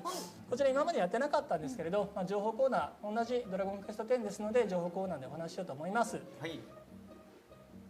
新コンテンツどこでもチームアジトを追加します。どこでもチームアジト。じゃん、チームの思い出アルバム。いいねこれ。チームメンバーがアップした写真を見れるようになります。なるほど。どんどんアップするとどんどん更新されてきますんで、はい。でコメント書いたりとかができますね。保存上限数は100枚でロック可能枚数が90枚になります。で、普通のあれですね、写真と同じで100枚溢れた場合は古いものから削除されていきます。で写真をロックしたりとか削除する機能はサブリーダー以上になります。はい。はい。次、チームカレンダー。すごい、これ面白そう。予定表。これチームであれだ。防衛軍行こうよ防衛軍行こうよとか名部行こうよみたいなのをここにカレンダーに書いておいて見ることができます。なんか写真行こうよとかね、みんなでそうですね。で、こちら通知機能もありますんで、1時間前になったら名部集合だよみたいな本便利ツールで教えてくれますんで。告知っていうかアラーム鳴らしてくれるんだ。はい、教えてくれます。これ便利。充実してる。こちらチームで一問一答ですね。バトンちゃんみたいな感じで、適度なタイミングで運営の方からこちらが更新されますんで、チームメンバーはそれに対して適当に答えていただけるといいかなと思います。気軽にですね。バトンちゃんみたい。はい。月1ぐらいで更新できたらいいかねみたいな話を今しています。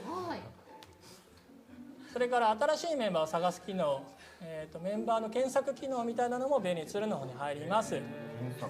で今までと大きく違うところは勧誘のメッセージを書いて送ることができますんで、うちはこういうチームです一緒にやりませんかみたいなのが、はい、勧誘を送ることができます。言っちゃった。これありがたいな。はい、続いてモンスターバトルロードパーティー準備機能がつきます。今もやったりしますもんね。はい、どの子をエントリーさせるかとか、装備品を何を着させるかとか、バッジを何を装備させるかみたいなことをこちらの便利ツールから便利にできるようになります。これなんかこっちの方が見やすそうまでありますよ。めっちゃ便利です。本編据え置きみたいな。ここで書いたけどもねなかなか本編の方はスタッフ限られてるんで、本当は足並み揃えていきたいんですけど、そうするといつまでたってもできないから、便利ツールでできるものをやっちゃっていいよっていう方針でもう。なるほど。はい。ここの準備をしっかりしておけばいつでも対応できます。はい。続きまして収集バトルリスト。ゲーム内で集めたバトルを見ることができるようになります。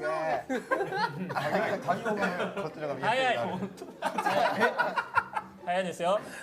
まあこのバトルにどういう能力だったかなみたいなのも便利ツール見ながらゲームでデッキ組んでるとかねできますんで、片手に便利ツール片手にコントローラーでやっていただけるといいかなと思います。すごい見やすい。はい。大充実。それから、続きまして冒険者の広場で新しいコーナーとしてお話感想広場というものを作ります。何それ。はい、こんな感じです。冒険者の広場、皆さんご存知で使っていただいていると思うんですけれど、提案広場というものがありまして、新しいコンテンツとか、新しいモンスター、新しいバトルとかっていうのがあると、みんなもっとこうしてくださいとかっていうような提案をバンバン上げてくれるんですね。で我々も毎日それを見てるんですけれど、特にお話に関しては皆さんそのネタバレを非常に気にしてあんまりその情報が上がってこないんですよね。はい、それはね。だからツイッターとかでも皆さん非常になんていうのかなネタバレ気にしてくださってるんで、本当にこの話喜んでくれたのかなとか、このキャラクターとかどういうふうに思ってるのかなっていうのを開発側が集める機会がなかったんで。ぜひ遊んでみてこのキャラクター好きとか、ここの演出良かったとかそういったような感想があればどしどし上げていただけたらいいかなというふうに思います。でここに関してはネタバレ前提なので、ネタバレを見たくない人はそのスレッドに見ないでください。はい。なるほど。で今まで遠慮した人たちもこの場で本心をどんどんと。でどんな感じになるかっていうと、例えば、バージョン 4.1 のメインストーリーについてロッキ見ちゃダメだよ。大丈夫大丈夫。大丈夫。4.0 について話そうとか、例えばこのキャラクターについて話そうみたいなお題が出ますんで、それに対して自分はこういう感想だったよっていうのを挙げてもらう感じで、掲示板と違ってそれに対してレスはつかないので、自分がこう思ったっていうふうな感想を純粋に書いてください。でいいねはつけられるようになってますんで、そう思わないとかないです。はい。なるほど。この感想俺もそう思うと思うんだったらぜひいいねをつけていただけると開発としてもこの子人気あったんだなとか、そういうふうな参考になりますんで、すごい聞きたかったんですよね本当。いやだってむしろみんなも話したくてしょうがない人すごいいる。僕もこのキャラ好きなんですよ。誰？ベルマン。ね、こういう話とか結構どこがいい表情。しかもちょっと唇もほんのりなんかね。この子だけなんか表情作り込まれてんなっていう。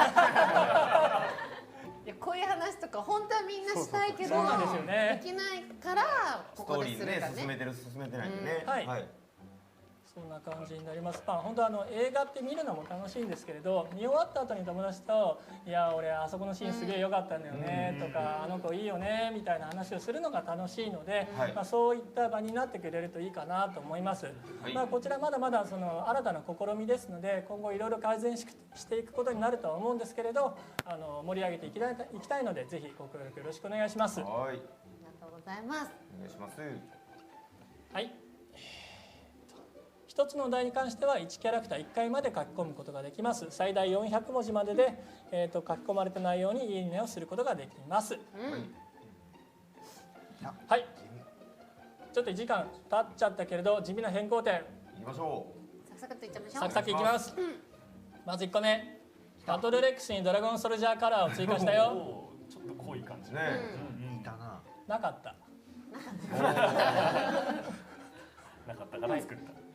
次、同盟相手がですね、同盟相手が見つからなかった時に、状況に合わせてメッセージが出るように更新されるように変更しました。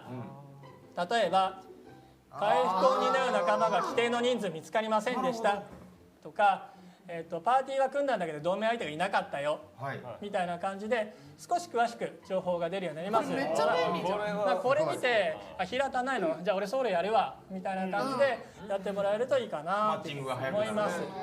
可能性が高まると。まあコメントにもある大体回復なんですけどね。あ、そうだよね。押し付け合いみたいなのがあるからもうバトマスはもう足りてるんですよ。でみんな僧侶になっちゃうんでしょ。まあ納得できますよね。はい、続きまして思い出映写機で職業クエストに対応しました。イベント班頑張った。なるほど。ありがとうイベント班。パラディのお話も入ってますよ。あ、入ってるよ。いやしばらく見たくない。あれいい話だよね。しんみりしはい、次。遊びたいことリストでメタル迷宮ペア招待券を2人マッチングに変更するようになります。2人揃ったら、飛ぶようになります。今までメタル迷宮ペア招待券4人揃ったら揃ったよって言われるんだけど、お4人なるほど。誰と行くのよみたいになるよね。ちょっと揉めちゃいそうね。ますね。あの人と行ったんだみたいな。通知来たけども。そうそうそう。言ってませんが。試される気分があるので、これはいいですね。そうこれいいわ。いい変更。はい。はい、続きまして、チャガナで、未入手という情報が表示されるようになりました。これグレーの時に、例えば今これ魔法戦士だから魔法戦士のとこ白いんですよ。はいパラディンの靴は自分がパラディンじゃないから、でもパラディンの靴欲しいよって言うと、あんたパラディンじゃないから装備できないけど買えるか、本当に買うかいって言われるんですね。そのためのグレーなんですよ。はい。でレンジャー、この人はですね多分レンジャークエストをクリアしたんだけれど、受け取ってないんですよね。多分コンシェルジュとかに入れてる、一回もゲットしない。その場合チャガナからゲットする資格がないんですよ。はい。そういった場合に未入手だよ、とにかく最初に1個ゲットしろや、っていう風な、ステータスが出るようになります。わかりやすい。親切。チャガナすごいよな。チャガナすごいですね。この流通の力がすごい。有能すぎる。はい。次。エテイネ王国の大陸地図に辺境警備隊詰所と自由人の集落が出るようになりました。出るようになったよ。はい。次、ベリナード城下町のデリーグ中金の旅の扉が1個まとめて選択式になりました。微妙に3箇所あったのがメギストリス式。酒場に行ける。手前と向こう側に2個。これ便利。奥にあった旅の扉は撤収させていただきました。撤収制とかあるんだ。神秘的なもんじゃなかった。浮かび上がるものじゃないよ。あ、でも本当大丈夫か、これあったらどうしよう俺。撤収できるんだよね。はい、次、地味な変更なんですけれど、クエストリストにクリア日時順の、並び順を追加しました。マイタクエストか武骨な松田アクトレスを毎日やっていただいている方いるじゃないですか。で状態順じゃねえや、こっちのクリア日時順にやるとそれが上に来るようになるんで、クエストリプレイがすごいやりやすくなりましたね。そうかそうだ。吉本チームは嬉しいじゃないですか。そうですね。そのままね、立夏で。はいはい、それからピラミッド。ピラミッドの旅の扉の位置がこれ分かります？微妙に前に出てるんですよ。で、あ、なるほど。はい、真ん中にあったんですけれどね。サークルみたいなところ。はい。ちょっとあそこだと具合が悪いので手前になったのと、アクセスするとこんな感じで第一レベルやってるよ、やってないよとか、アンクはここだよっていうのが出るようになります。便利。いちいち調べなくていいの。いいです。これはピラミッドパワーですよね、これはね。ピラミッドパワー。大丈夫、撤収とかならない。じゃあね、これは新品の力。次。はい、では、ここまでなんですけれど、今回実はお話ししていないコンテンツとかもあります。そちらについて、ざっとお話ししていきますね。はい、まず、2月の1日からアストルティアクイーン総選挙がありまして、はい、バージョン 4.1 期間でアストルティアナイトホワイトデーの総選挙があります。はい、続いて、PV でも出ましたがアストルティアキャラクターズファイル2トビアス。トビアス私大好きなんだけど。嬉しい。開発チームもトビアス好き多かったですよね。結構今回のこのトビアス編のカットシーン、ムービーを作ってくれた方はトビアスが大好きで、ぜひやらせてくれと。いいキャラ。女性の方なんですけれど、その方がもうすごい思いを込めて作ってくれましたので、本当トビアス大好きって感じで。いいキャラじゃないですか。私大好き。なんで急にリーネからトビアスになったかっていう話は、まあ別の機会でちょっとお話ししたいかなと思いますので、はい、楽しみにしておいてください。はい、次これがなかったんでね、みんなどうだったっていうふうに思ってるかもしれませんが、新ハイエンドバトルコンテンツ聖守護者の当選期が始まります。はい、バトルユーザー戦闘民族の皆様お待たせしました。はい、お待たせいたしました。次期新シリーズが始まりますんで、4.1 期間中に始まります。それはまあ次回以降の DQ10TV でお話をしたいかなと思います。はい、やりますよちゃんと。はい。次、新イベントファラオの隠し財宝が始まります。期間限定でイベントで行われます。将校ソウルという方がね、あと石板ができてますんで、はいはい、さっきの旅の扉がどうしてずれたかはお察しください。は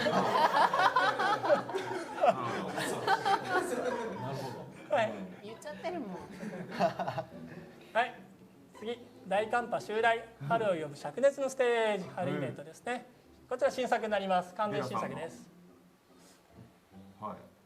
それから、第15回、第16回バトルグランプリが始まります。コロセイはね。はい。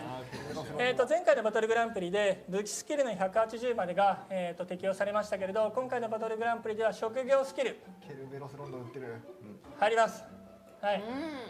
いろいろやばい技があってですね、また勢力図が変わると思いますんで、そちらの方ぜひ遊んでください。マリオさんもすごいやってますもんね。そう、コロ勢です。これどうですか？楽しみ。これ楽しみですよ。なんだろうな、選手とか大丈夫かって思いますけどね。強いですもんね。いやでも180別にいらなくねえかって。そうなんだね。コロ勢的に。まあ本当にケルベルスとかね、すごく強い技もいっぱいあると思いますんで、まただいぶバトルが変わるといいかなというふうに思います。はい。はい、バージョン 4.1 期間中の更新スケジュールこんな感じになります。2月の下旬から始まって、3月、アストルティアナイト総選挙、トビアスクエスト、それから春イベントとか、聖守護者4月になりますんで、楽しみに待っていてください。後半ですね。はい。で最後、こちら5月ですね。5月にお着替えリポちゃんですとか、バトルグランプリがあって、そこから 4.2 につながっていくような感じになります。4.1 以降もたっぷり。はい。こんな感じで、バージョン 4.1 2018年2月21日にリリースになりますんで、皆さんそれまでバレンタインイベントの方を2月1日からやっていただいて、終わったらすぐ 4.1 になりますんで、お話の方も進めておいてください。はい、以上私から情報コーナーになります。ありがとうございました。途中で止まってしまって本当ごめんなさい。ね、大変ね、皆さんお待たせいたしました。いやー、たっぷりでした。ありがとうございます。ちょっといろいろみんなとこう話したいことたくさんあるんですが、ちょっとね、時間もあるんでね、ちょっと続いてのコーナーもやりたいと思います。はい、続いては初心者大使の課題報告会。さあ、ということでロッキーの皆さん初心者大使で活動されておりましたが、前回の放送から今日までどんな冒険をしてみたか改めまして思い出の写真見ていきましょう。じゃあまずはみんなはいみたいなね。はい、じゃあ後編から。はい、じゃあ写真とはい、こちらですね。バージョン3入って、炎の了解ありますね。ありますね。公平ワールドありますね。別名。とにかくめちゃくちゃかっこよかったんですよ。で、この奥にある竜のもうあるじゃないですか。竜いるし、もう赤いし、そこら中からこう火出てるし、すごい表現力すごい楽しいのも入ったんですよ。もうで入ってちょっと霧のいいところでって思ってたらもうクリアまで行っちゃったんですよそのまま。もう配信してて。そうなんですよ。この世界でずっといたい。そうそうそう。公平ワールドって言うけど結構ストーリーは結構なんか陰鬱と制限がダメだけどもうすごい素敵な世界ありがとうございますっていう写真です。ちょっと次の領域に行くのが何だったらちょっと寒いかも。妖怪討伐はもう炎をずっとやってますから。なるほどなるほど。好きなんだね。大変なのに。はい、以上です。はい。じゃあ続いての写真いきますか。続いては。はい。これ海のかな。はい、そうです。ですね、最近昨日かな、新しいステッキを買いまして、でそのステッキが私買うまで畑だとずっと思ってて。先っちょが白くてバージニアステッキが白い可愛いお花なんですけど、結構買うまでずっと畑だと思ってて、アイコンで見る限り、はい、よくよく見たら花ですごい可愛かったんですけど、メイドさんの畑なのかなってちょっと思ってて、なんでちょっとメイドの装備を買ってみました。武器に寄せて。はい、でも花でした。はい、そうだよね。あとは、はい、ショップランクの家が欲しくて、ちょっと頑張って課金しようかなと思って、いっぱい買ってみました。上から下までこれ全部課金装備なんですけど、ありがとうございます。頑張ります。頑張ります。ちょっとなんか直接的すぎるピンポンだよね。お金の匂いしかしない。ね、でもドレスアップとハウジング一番タイスの中では楽しんでるよね。楽しいですね。ずっとやってるよね。ね、おしゃれ番長でございますよ。はい、で続いての写真いきましょう。はい、写真いくか。はい、これはちょっとわかんない、見ただけじゃわかんないんですけど、これそうサポをロッキーで連れて行ったんですね。グレンの獅子門の前で馬車で止まった時に、あれ公平しかサポがいないと思って、サポで一人だけ連れてくる、そんなことあると思ってよく見たら海野さんと日高さんが隠れてるんですよ。その中に2人のサポが隠れてる。後輩が出すぎて飲み込まれてた。匂いが出てるもんね。いたと思って。袴の間から。じゃあリリも入ろうと思って、やっぱロッキーはサポでも仲良しなんだなって。それを写真にしただけです。だからって写真撮る。なんか。終わり。終わりじゃない。おしまい。公平の股間がアジトみたいな。俺ドアオだからちょうどそのガンとね、目の前に。仲良しなね。絵日記みたいなね。じゃあ最後は日高。はい。こちらです。はい。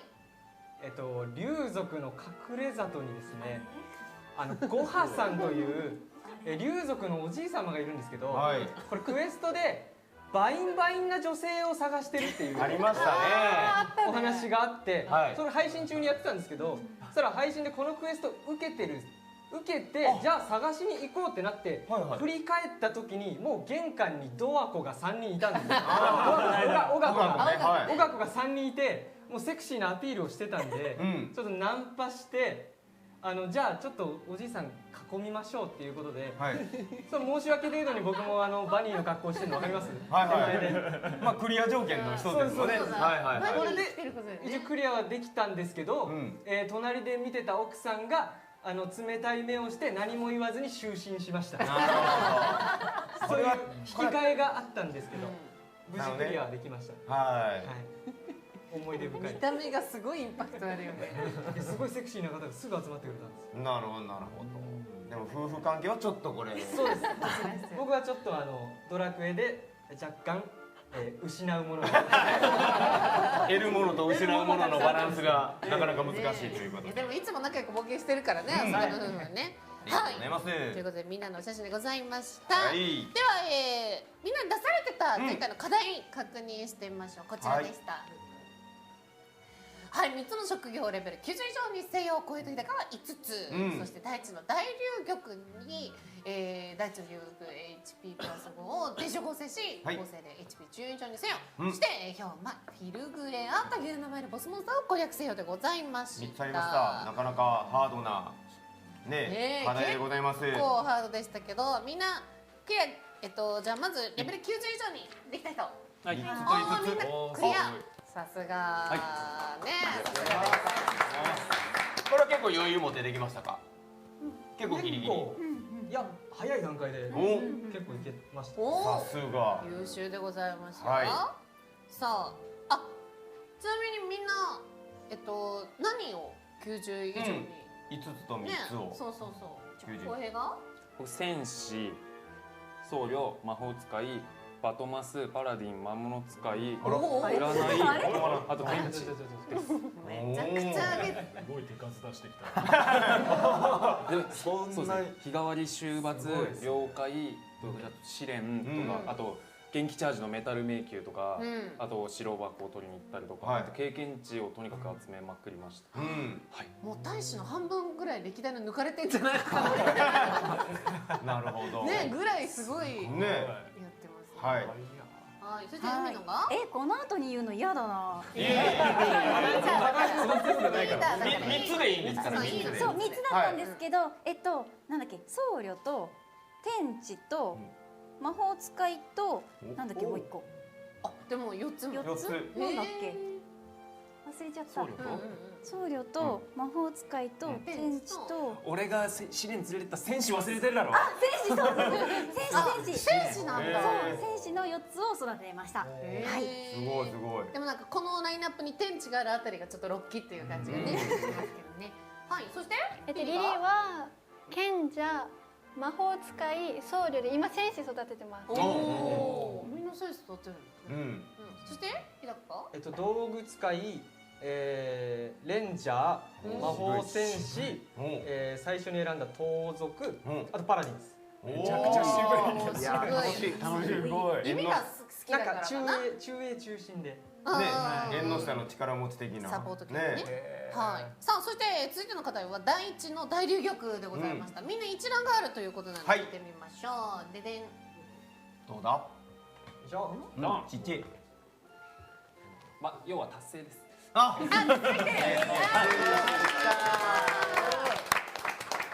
全員達成ですね。誰か伝承で4になってたりとかしない？しない？全員5ですね。すごいね。だって前回の課題でもう第一の留学みんな理論値みたいなね、ほぼほぼでしたほぼもんね。達成。最近の子はね、すぐできるらしい。ね、昔からやっとるみんな人が。いや、おしゃれつかないんで。はい。ということで、で最後にヒルグレア。ね、倒せましたか？はい。倒しました。さすが。もうなんかもう簡単にね、いっちゃいますね。結構苦労して倒せなくて止まってるみたいな多かったですよね。そうですね。割と最近に感じるぐらいですね。そう。表前用にサポしましたとかさ、なんか書いてあったよね、あの時はね。なかなか勝てなかった。ねヒルグレアをその倒した時に。その配信やってて、そのリスナーさんが倒した時におめでとうって言った後に昔はもっと強かったんだよこんなんじゃなかったんで無限に分身したんだよなって言われて全然嬉しくなかったすぐ言うからあれをでもそれを聞いてあげてどうしても言いたいからさ。言いたいの。エステラさんももっと使えない子だったのよ。エステラさんもね、ペチペチ殴りに行ってみんなおーっていう人だからね、みんな言いたいの昔はどうのとかね、聞いてあげてよ。ね、ということで、すべての課題を見事クリアということで、おめでとう。おめでとうございます。すごいですね。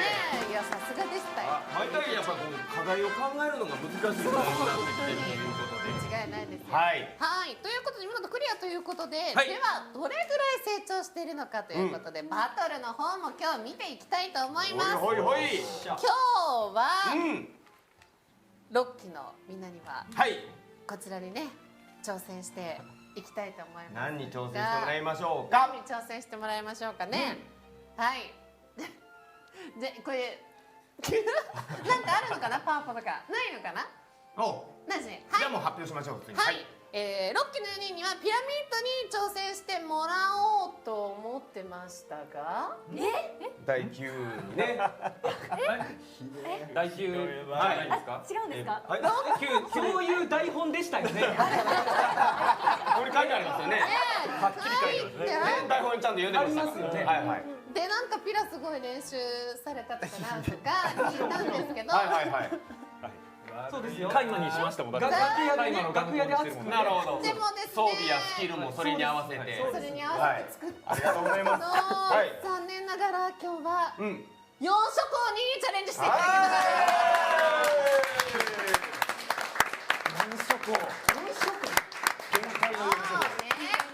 いやー、ロッキーのみんなごめんね。やっぱ DQ10TV だからさ、ちょっとやっぱね、ちょっともう安定してるような戦いは若干もうね。ダメさっき楽屋でかけたような相談時間を一旦いただけるんですか？ダメです。いやもう時間ないんで。時間ないんで巻いて。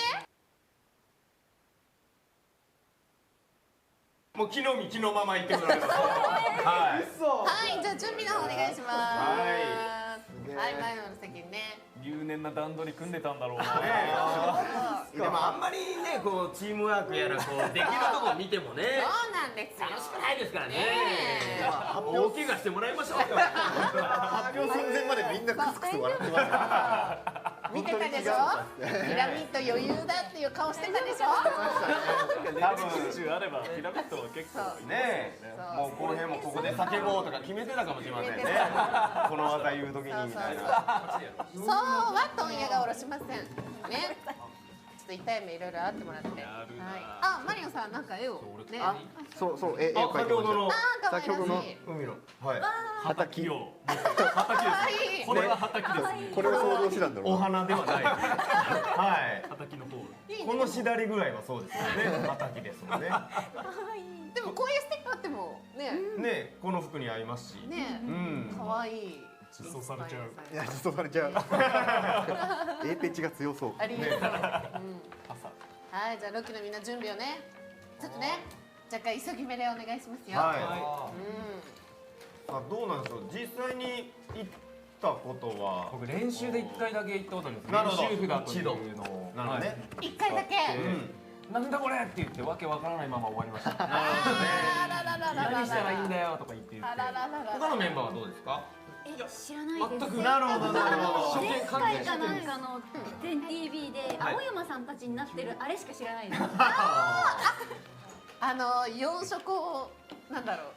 隠れ養殖みたいな。だってもうピラミッドだもん。ピラミッド前でログアウトしてくださいって言われてたもん。ひどすぎる。ね、ちゃんとアクセスいいようにと。そうですよ。ね、もうすぐ出てください。ね、すぐ出て。空が見えてないといけませんからね。そう。いけません。ね。さあ、ちょっと今コインの受け渡しとかね、はい。やってるようなので、はい。構成もね。構成はピラミッドはどういう構成でいくの？ちなみに。はい。全く無駄になった構成ですか？僕戦士で行こうとしてましたね。で、うぬちゃんは？僧侶です。僧侶。リリが賢者です。賢者。僕魔戦です。なるほど。どのタイミングでフォースブレイク使うかまで話し合ってます。なるほど。ここが山場だぞみたいな部分も。リリーは雨切らさないようにねとか。ごめんね、バラエティーなのよね。大人って汚いぜ。でも楽しいな。ね、いいんですよ。ちょっとたまにはこうわちゃわちゃねする戦闘もね。確かにね。もう作戦というのはもうその場その場の状況でもう声出してやるしかないですからね。でも確かアクバーから行けみたいなことをリスナーさんが言ってたんですよ。なるほど。初見ですもんね。さあどうでしょう。なんか画面上に変なものが。ね。準備をねしていただいて。こういうのが一番楽しかったりしますよね。ね。いきなり知らない敵と戦うっていう。ね、だからコインボス実装された初日の日とかはね、よく皆さん何で行く、これダメだったからみたいなね、安定で行くとかいう話を盛り上がったりとかね。でもやっぱコインは貴重ですし、なるべく勝ちたいみたいな最初はその必死の戦いぶりが。先遣隊の方々がいてね、ちゃんと体でね覚えてくださる方がいてみたいな。でもピラミッド第9をこうみんなでクリアしてるのもすごいですけどね。確かにね。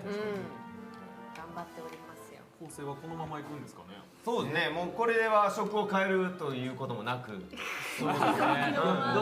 知らないですよ。もうこれはこのまま頼りになりそうな構成ですからね。まあね、若干ヒーラーを多くするであったりとか、そういうなんか構成のね。蘇生をね。そうですね。もうどうにかなりそうな気がします。でもほらコメントでもちょっとみんなアドバイスね。あ、確かにコメント欲しい。ビッグバンビッグバンまずデュラど真ん中絶対違うよそれ。まずデュラを言ってますっていう。範囲攻撃ね。敵が多い。敵が多いので範囲。そうそうそう。範囲俺それ知ってるもん。やった経験済みだから俺。急にキラーとか言った。やってたすでにやってたいいんですよ。いいんですいいんです。動物界に変えてもいいですか？いや、俺もわかんないからもう。どれがいいの？今自分がこうやっぱりうまく立ち回れる職でいいんじゃないですか。いいですか？うん。自信のあるね。道具でいきます。道具で。お。道具で。じゃあ日高道具。プレートインパクト。うん。あ、ハンマー使えないです。言ってない。ハンマー使えないです。何でもいいです。何でもね。ブーメランと弓なの。はい。まあでもね、いやいいよねだけあげてればね。動物界楽しいんですよ。誘うよ。どこにやりも楽しいですよね。ね、やりいいですね。往来のやりが強くて。やり持ってるとやっぱ便利ですよね。便利ですね。じゃあ誘います。はい。じゃあみんな準備ね。誘いします。日高は弓が好きっていうのはずっとね。僕弓大好きですね。ね。言っちゃっていいですかね。モンハンが好きなんですよ。ちょっとタイミングなんだよ。ちょっとタイミング今ちょっとね。角折るのにね便利ですからね。はい。ね。貫通させてね。ね見てる方ちょっとね狩りで忙しい方もちょっとね戻ってきていただいて。は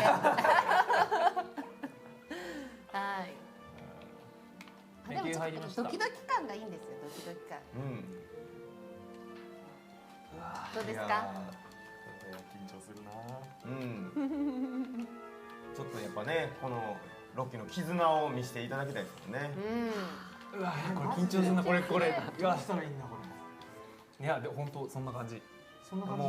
やっぱ声出していこう。はい連携で。連携。浩平が一回トライしたことあるんだよね。それだけが頼りだよ。ほぼ何もわからないから仕付けが始まりましたね。そうね。料理食べていい？料理食べていい？あ、持ってない。調理職人なのに持ってない。ボス前でも食えるから。どっちがいい？浮き足立ってるわ。これがいい。楽しいですね。でもちょっとね感動を見せてほしいです。そう。見てる方に。やっぱ実際これ初見だと連携大事なんじゃないですか。誰から行くとか。確かに。ね敵の順番とか。やっぱりね近い敵行ってしまうところを。浩平じゃターゲットは浩平がちょっとアクバーしか覚えてない。あと最初なんかねデュランが寝ててそれをだからビッグバンしたらダメだった。その手には乗らなかった。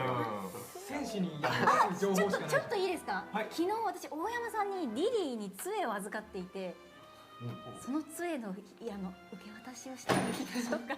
何どういうこと？大山さんがリリーちゃんの誕生日プレゼントに杖を作ってくれて錬金をしてくれた杖があって、そっちの杖を回収し忘れて入っちゃった。向こうで大山がデレデレしてるんだけど。まだしてなくて。ちょっとパッとできるんでしたら全然。パッとできるんだったらね。そう。まあでもやっぱそれがないことには。すいません急ぎます。新しい杖です。変形石の杖。あれ強い。買った。おお結構あれですか。新しい装備とかすぐ買える方ですか？いや杖に関しては多分その拾うよりももう買っちゃった方が。確かにねその錬金効果はねちょっと攻撃時に毒とかついても攻撃しはいないじゃないですか。ね。そう魔法解除とかねなってそうなんですよ。メイン色の最新装備はもうやっぱり買った方がね。ちょっとね安定。使う色のはね。やっぱ速度とかなかなかねつかなかったりもしますからね。OK です。OK。買ったか。ちなみにおいくらぐらいだったんですか？いくらだっけな。速度666のやつ使っちゃったんですよ。でも結構日頃からお金貯めてる方で。そう。まあ割とスッと変えたんですけど、ここのぞという時のね。僕はもうね6カッコマイナス5、6カッコマイナス5。なるほど。石で。買って石で。はいはいはいはい前提のやつ。まあまあ。全然いいですよね。普通そっちな感じだね。さあ準備はどうでしょうか。今全く喋らなくなってますけど大丈夫ですか。緊張がだってもうこれわかんないもんこれだってなんだよこれもう精神論しか言うことないもんね。頑張ろうみたいな。何これ？すごろくのラスボス出た。そっちだ。どれやむがそれどれやむ。ね。まあでもちょっと違うんだけど。こいつは色味がね。ちょっと違うんだけど。色味がね。すごろくの方が悪いやつ。ああそうです。じゃあ勝てるな。じゃあ勝てる。はいはいはい。じゃあ勝てる。こっち割と紳士だ。そうそうそう。男らしいやつ。こっちの方がいいやつ。よし。いきますか。はい。いいですか。落ち着いて。じゃあ4じゃあ4色チャレンジ。はい行ってください。ファイヤいい。いやさ知ってる顔さあ指示して指示して。ー悪魔でイラン攻撃しちゃダメ。ウランを攻撃しちゃダメ。そうあいつ寝てるから今あいつ今寝てるから悪魔を出す。そう悪魔いい情報。いいよ。悪魔行くデュラン全く動いてないよ大丈夫。デュランはもうほっとこうマジバリだやばい死んだなんだよこれもう何が起きたのちょっと待って海ちゃん落ちましたちょっと出ちゃったコマンドが出ないと思ったら落ちました。今空っぽです。ほらログアウトって。あそんな無理だよ。日高頑張れ葉っぱ跳ねてるよ日高葉っぱいけ日高葉っぱおたけび間に合い逃げて葉っぱ怒り切れるよもういいよはい来てつなごう。つないでいこうでも海ちゃんも帰ってくる努力してログインしてとログアウト画面を眺めて。オッケー間に合う絶対数で負けてるからさ。やばい日高葉っぱ無理じゃないこれ葉っぱ無理じゃん。ちょっと今のはちょっとこのコンパはねちょっと頭数が揃ってなかったんで。ちょっとまさかの人数でも差がね。これはもうワントライ行きたいところですけどもね。増やしすぎるでしょ。これはさすがにねちょっとそうっすね日頃の努力がこんなことになる。僕ら卒業近いんですよ。もう一回やらせそうだよね。次回卒業なのにね。ここまで育ってきたっていうのをちょっ見続けてて。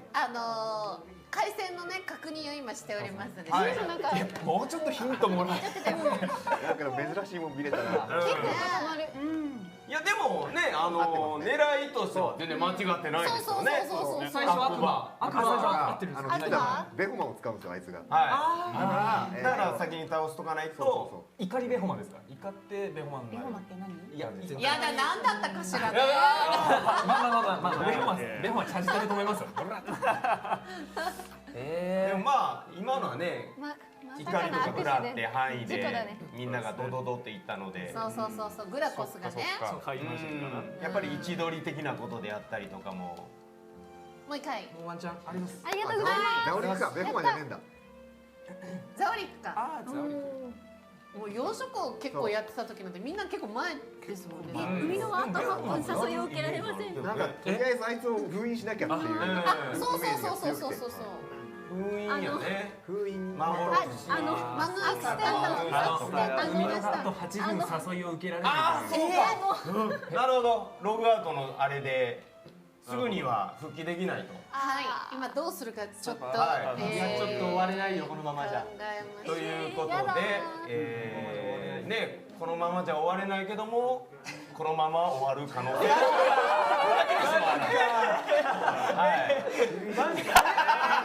バラエティってそうでした。葉っぱが数枚なくなって終わる。マジか。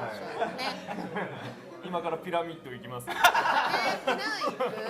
ねピラじゃあよあたり行く？もう余裕で勝てる。1分かからずに。そう成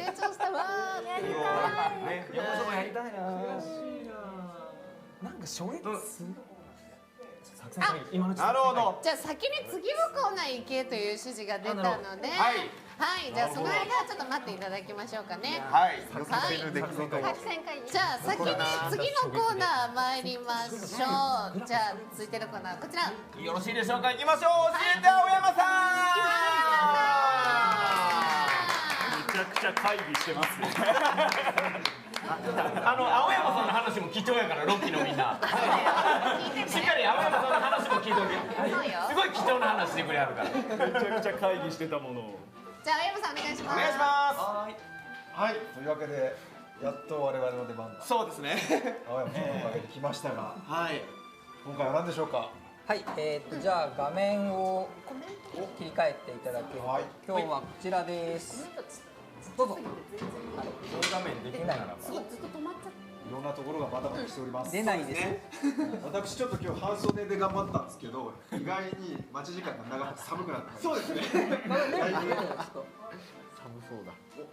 どうでしょうかね。画面出ますか。あ、出た。今日はこちらです。お、これはジャンプ。おお。効果がジャンプ。はい。今日はちょっとジャンプ、ぴょんと跳ねるジャンプの説明をしたいと思います。ちょっと冒頭に話した通り、今日実は今までポリゴンの話と、フレームレートの話をしましたが、どちらも実はオンラインゲーム関係なくてですね、どのゲームでも意味があるところなんですけど、今日はサーバーの話、クライアントサーバーの話をします。はい、で皆さんがプレイしている、ドラゴンクエスト10のソフトはクライアントですね。はい。これが要はそれぞれのプレイヤーってことですね。そうですね。はい、で、それがこういうふうにサーバーに全部でつながって、皆さんで遊んでいただいています。で、この図では、右下が本人、操作をしているドワーフ男を操作している人の画面。で、その他は、それをちょっと覗いて見てる感じ。ですかね、みんなが覗いてその人を見てる感じだと思ってください。で、ここからじゃあちょっとゆっくりと、ここまではいいですかね、まずね。はい、大丈夫です。はい、これですね。ジャンプします。ジャンプした。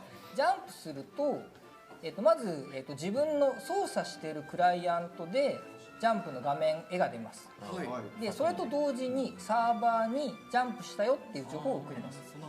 ここはいいですか？はい。そうするとですね、サーバーで、ドワーフ男がジャンプしたってことを認識しています。はい、もしちょっと応用ですけど、バトルとかで戦闘中にジャンプで避ける判定とかは、こういうふうに届いた、ここにだから通信に遅延があると、ちょっと遅れて判定が出るってことになりますけど、だから避けられないんだ。そうはちょっとまだ珍しい。それはプレイヤースキルかもしれない。で、この後ですね、サーバーはですね、この情報をそのドアオが映ってるクライアントに送ります。はいはいはい。で、そうすると、各クライアントがジャンプしたっていうふうに認識して、でジャンプします。これはいいです。はい、大丈夫です。けどなんか一個気になるような絵がちょっと一人だけ違うジャンプ。これですね。これですね。で、今度はこちらの方の、こっちでもそうなんですけど、サーバーで動きがあって通信があってからジャンプするんで、こっちが遅れても今度は見た目の相手の動きが遅れるんで、戦闘中でこのタイミングでジャンプするとっていう時のその見た目が遅れるから、ちょうどまたジャンプタイミングが遅延があるとまた変わりますね。なるほど。そうなんですね。大山がジャンプって言ってたのが、あれはだから直接4機が集まっていってたから大丈夫だったけどもっていうこともあるんですね。じゃあサーバーまでの時間なんで、こういうところは早いですね。はい、そうですね。さすがにニコ生とかのドワンゴさんのところは早いですね。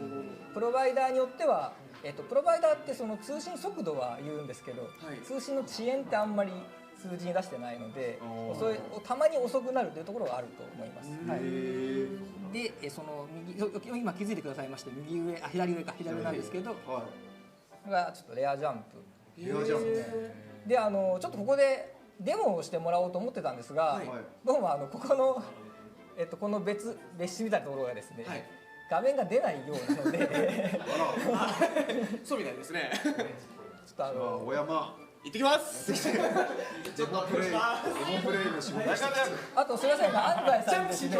ありがとうございます。安西先生に協力いただいて、はい。すみません、安西先生仕事いっぱい増やしてしょうがない、申し訳ないんですけど。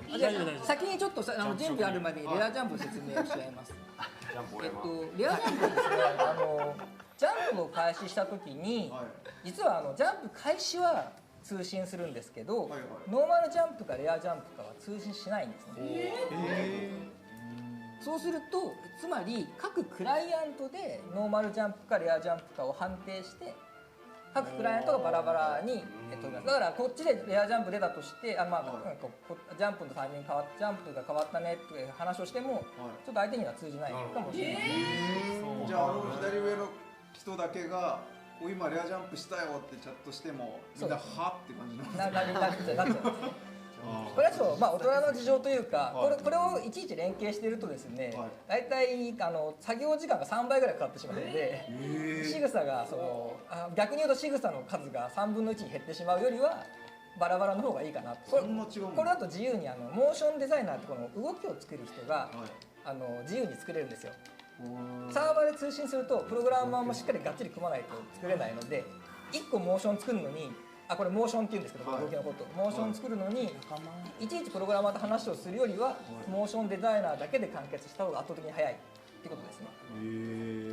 なんかパッと見に考えると、要はそのジャンプしたっていう情報と、これはレアですよノーマルですよっていう情報を送りゃいいような気がしますけど、そうですね。そうでもない。やればそうなんですけど、やっぱこれはこうとかルールを決めていかなきゃいけないので、例えばそうですね、両方でルールを決めて作らなきゃいけないので、例えばこれ戦闘中も皆さんご存知かわかんないですけど、剣を縦に振ったり横に振ったり自動的に変わるんですけど、そうなの？あれも勝手にやってる感じですね。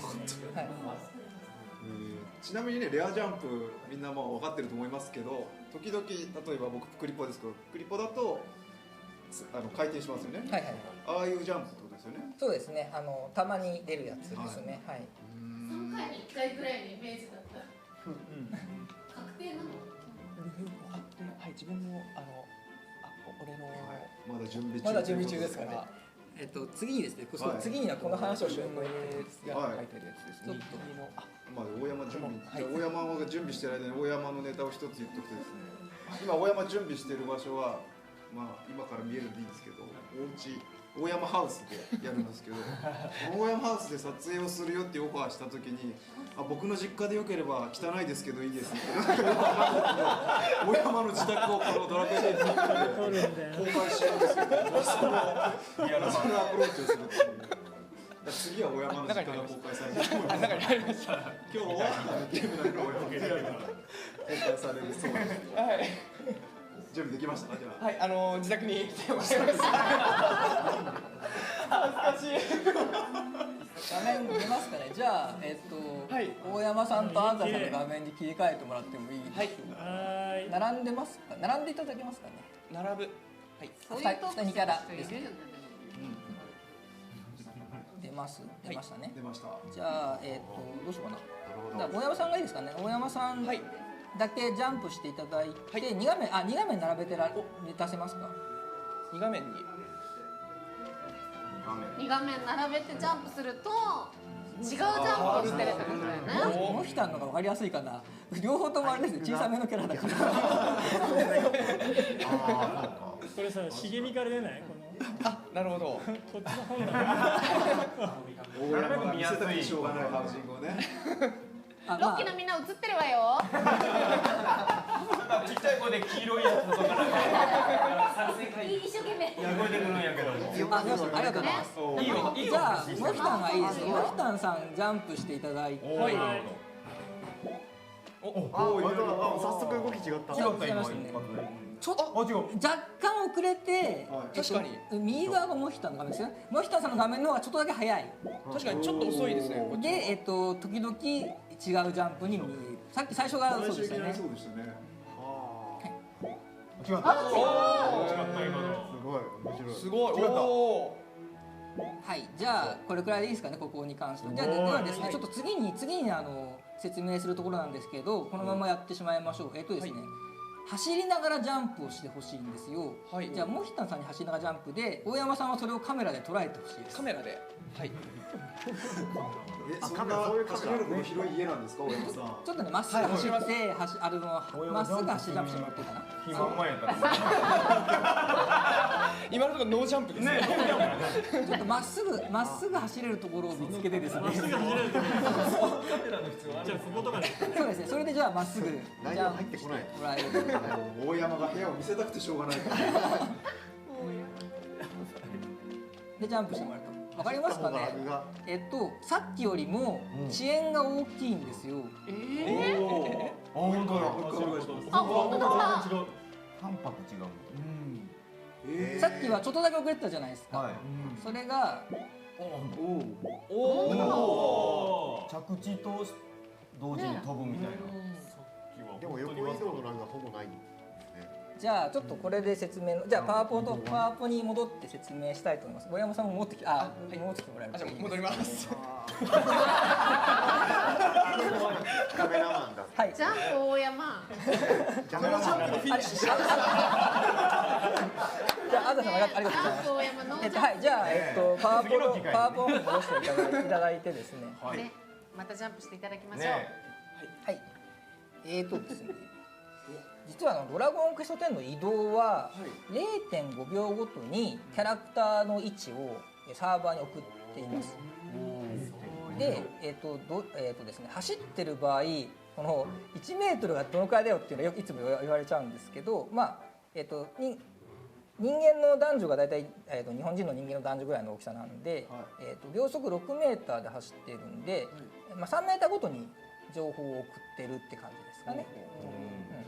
これ覚えてる。確か自分が前歩いてると思っててもパーティーの人は自分が前行ってると思ってるみたいなのありましたよね。そうですね。なので自分操作してる人が他人よりも3メーター前というか、他人の方が3メーター遅れてくるので6メーター前に見える形でしょうか。なるほど。になります。それでですね、実はジャンプするとジャンプ開始っていう情報とともにジャンプの位置、どこでジャンプしたかを実はサーバーに送っています。どこでジャンプしたかを。なので、それを受けてですね、この受けたクライアントは走ってって、その位置に着いたらジャンプするんですよ。だから、ジャンプのタイミングがずれるんですけど、ここだよっていうような示すジャンプはできるだけ合ってます。だから位置はそうですそうです。なるほど。同じ場所で飛んではいる。だからなんかみんなで走ってると崖から飛び降りたいってわかるけどすごい大変なんだろうな。要はその位置を優先するためにちょっと逆にジャンプのタイミングがずれてる。3メートルのずれがあるっていう感じ。位置を優先というか、そうですね。移動に関しては本当はもっといっぱい送った方がいいんでしょうけども、それすると通信量が増えてしまって、また逆に遅延が生まれやすくなるので、重たくなっちゃって動きがみたいな。そうですね。そうです。それを避けるために 0.5 秒ぐらいにしてるんですけども、はい。そこは生かしたままジャンプの位置を合わせたいなというところでこうなりました。じゃあ。もう最後です。まとめですが、今のを受けてですね。問題になっちゃった。本当だ。A はその場でぴょんぴょんジャンプしてる。B は走りながらぴょんぴょんジャンプしてる。C はですね、誘う踊り選択してずっと踊り続けてる。どれが一番どういうその通信度が高いのはどれでしょうかっていう話ですね。ちょっと予想しよう。でも個人的には誘う踊りとかずっと動いてるものっていうのはやっぱ通信の頻度が高いんじゃないのかなっていうふうに個人的には低いんじゃない。ずっと動いてるんですよ。だってでもほら誘う踊りは踊り始めました、踊りやめましたしか通信しなくていいんじゃない。でもそれ頻度じゃないのか。CBA。CBA。とりあえずバッコスではないですね。頻度か。確かにね。そう考えると動いてる方がより情報を送んなきゃいけないかな。そうですね。B は走るっていう動きとそのジャンプするっていう動きが同時にあるわけですよね。これももしかしてコメントだと BAC が若干多いですね。いやそうですね。皆さんよく分かってます。正解です。あ BAC です。はい。誘う踊り今回説明一切してないので、これは推測になると思うんですけど、誘う踊りはさっき V さんがおっしゃったように最初の1回しか送ってません。そうだったんですね。だから通信頻度はほぼないです。ずっと踊り続けてても動かなければ装具負荷が軽いです。サーバーの負荷は軽いです。あんなぬるぬる動いてるのに？あれは動き始めてくださいっていうのがクライアントに届いたら、あとはずっとクライアントで動いてるだけで、サーバーとの通信はしてないんですよ。誘う踊りしてくださいっていうその命令1個だけだってそうことなんですそうですそうです。ああなるほど。というわけで本日はこんなところでした。はい。いやー面白かった。面白かったですね。ありがとうございました。ありがとうございます。で、でこのまま終わりの。はい。終われる。青山さんありがとうございました。勉強になりました今回も。ね、ちょっとしたことにいろんな技術がね考えたことがなかったですけどもね。組み込まれてるということで、この貴重な話を聞いてたかどうかが怪しい。はい。あ、でもその前にジャンプ大山から。アシスタントをしてくれました。ノージャンプのね、ジャンプ大山から告知があるということでお願いします。ちょっと告知ジャンプの方をさせてください。ですね、3月の7日から11日にですね、なんかパワポみたいなのとかってあったり。はい、出ます。すみません。はい。人狼 TLPT クロスドラゴンクエスト10というドラゴンクエスト10の世界観を取り入れたその人狼ゲームをテーマにした舞台にナビゲーター役として出演させていただくことになっておりまして、はい、こちらがですね、あらすじが書いてあるんですけども、ちょうどその大魔王マデサゴーラが出てくるあたりの、ちょっと時間軸をモチーフにした舞台となっていまして、でも結構なんか来ました。じゃあジャンプします。はい。こんなすごい用意されたものがありました。大山すごいな。いやこれ初めて見ましたけど。これをそうですね、人狼 TLPT クロスドラゴンクエスト10のお知らせです。すいません、ちょっと今頑張ってジャンプします。大山テンパってる。やっぱさすが役者だね。いやちょっとあるんだったら早めに言ってほしかった。日本を代表するロールプレイングゲームドラゴンクエストシリーズ初のオンライン専用ゲーム、ドラゴンクエスト10と、新規軸の、観客参加型ライブエンターテインメント人狼ザ・ライブプレイングシアター、過去人狼 TLPT がコラボレーション公演を、実現しますと、先日サブタイトルも勇者姫とバラの盟友に決定しまして、本日はそのロゴとあらすじを初公開させていただきます。人狼クロスドラゴンクエスト10、勇者姫とバラの盟友は勇者姫アンルシアと大魔王マデサゴーラの最終決戦を前に、戦士や僧侶といった13名の仲間が嘘を操る人狼に立ち向かい、筋書きのないたった一つの物語をアドリブで生み出します。はい、こちらあらすじもちょっと読むお時間とかよろしいんですかね。よろしいですか。ありがとうございます。お願いします。ですね、女神ルティアーナが生み出した世界アストルティア、その平和な世界に大魔王マデサゴーラの魔の手が迫る、世界を偽りの世界で塗り替え新たな、創造主になろうと企む、大魔王マデサゴーラはその野望を叶える力を手に入れんと悠久の回路、これゲームやってる方もね、馴染みがあると思うんですけどもの最新版を目指していた、そんな大魔王の企みを阻止するため悠久の回路へ身を投じた勇者姫アンルシア、チームバラの盟友の冒険者たちも彼女を助けるためその後を追う、そこで待ち受けていたのは魔族の罠、激しい戦いを制したのもつかの間衝撃の事実が明らかになる、バラの盟友に裏切り者がいる、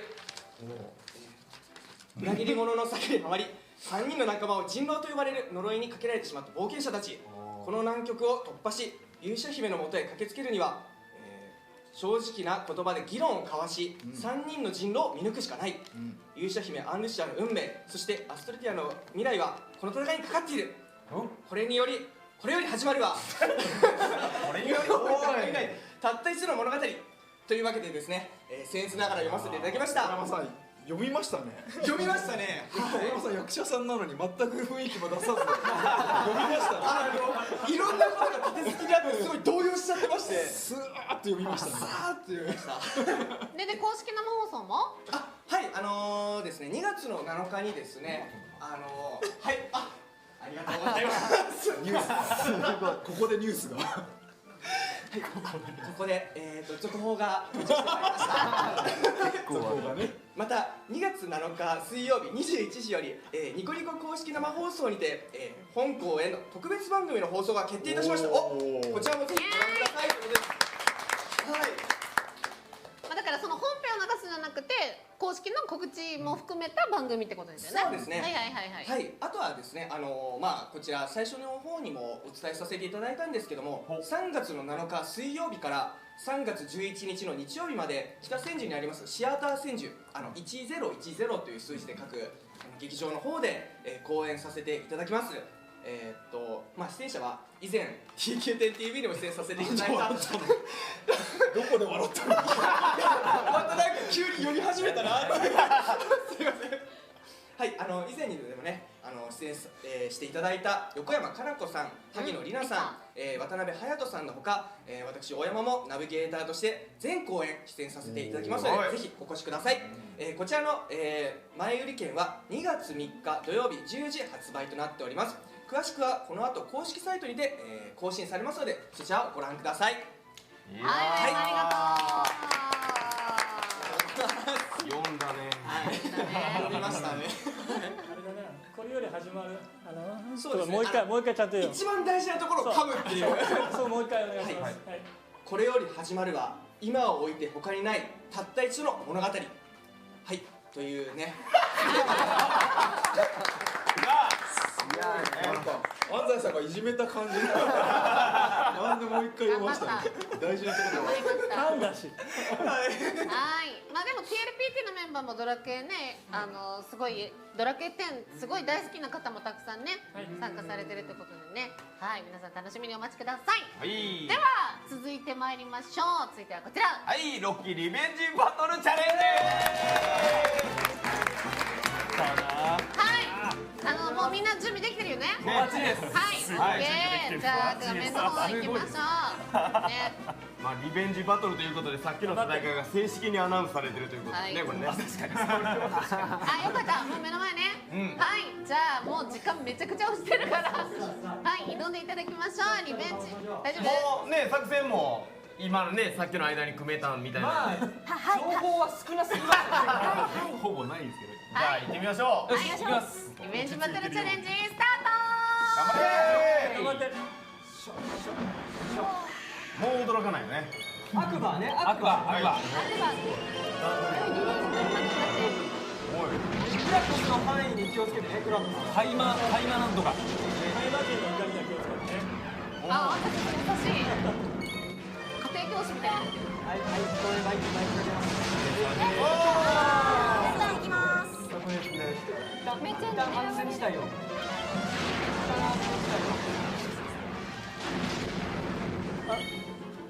消防署の方に入った。でもレベル的にはもうみんなすごい高い。ラリホーマいけるよ。ジンある。ある。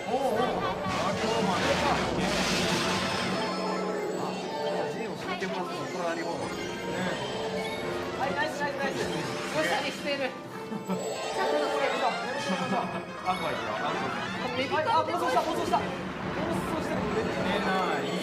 あでも色変わったからこのまま押し切ろう。じゃあ周りのやつらをはい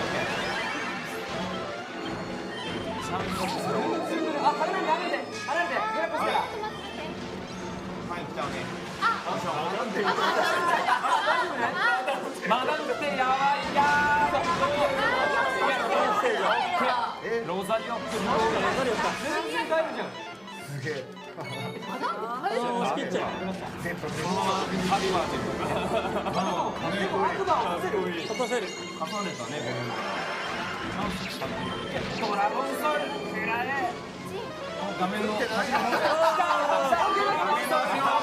次次何いきます？次何いきます？ジャミナスジャミナス。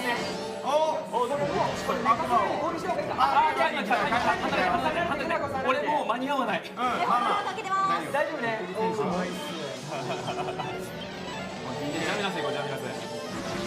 ああプラスアップデート。あプラスの。全部グラコスねグラコス。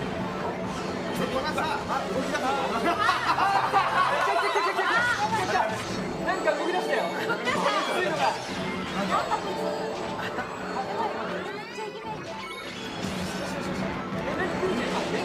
あ、ジャミナス色変わった。マッチョじゃない？え、チャンス特技出た。これ使っていい？最高。誰に使えばいいこれ？ジュランでいい。あ、でもこれジャミナス落とせるなこれ。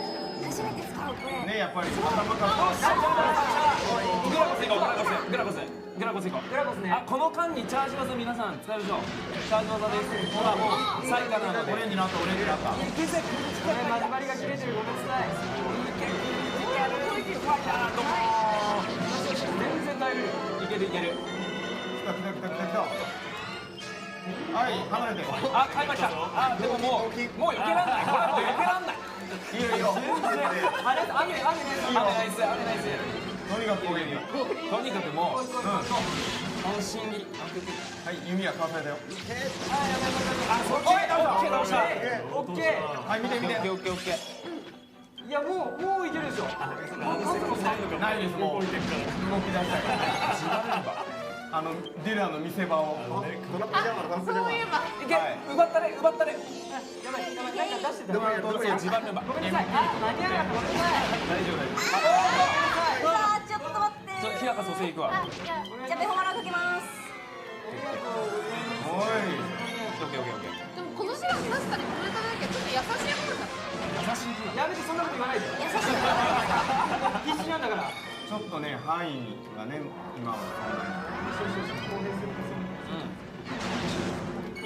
いや今入ったな。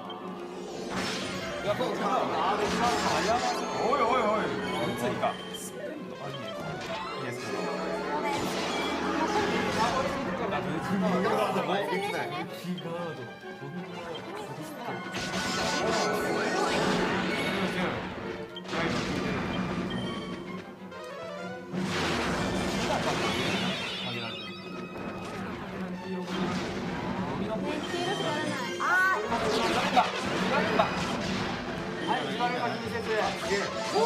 いいね。つけてきた。ナイス。あ、来たよ。ちょっと来たよ。みんな。やべえ。お願いします。じゃあペホマラします。ありがとう。よかった。絶対よかった。いいね。早い。オレンジになったよ。色変わってる。いけそう。いいよ。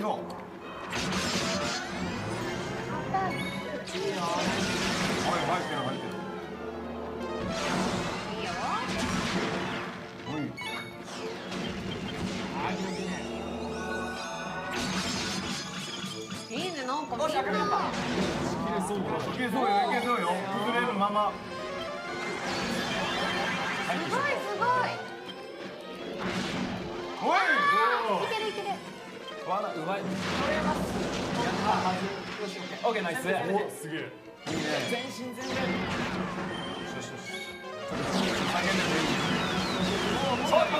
近いよ。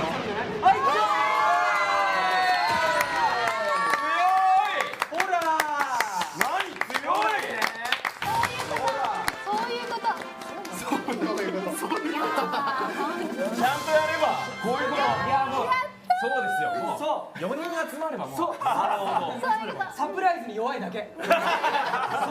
メンタル弱いだけ。同じパーティーとは思えなかった。すごい安定してた。見事に。はいということで見事サプライズ4色をクリア。おめでとうございます。ちょっとかっこいいとこ見せれましたね。楽しい。サプライズ楽しい。はいということで、じゃあ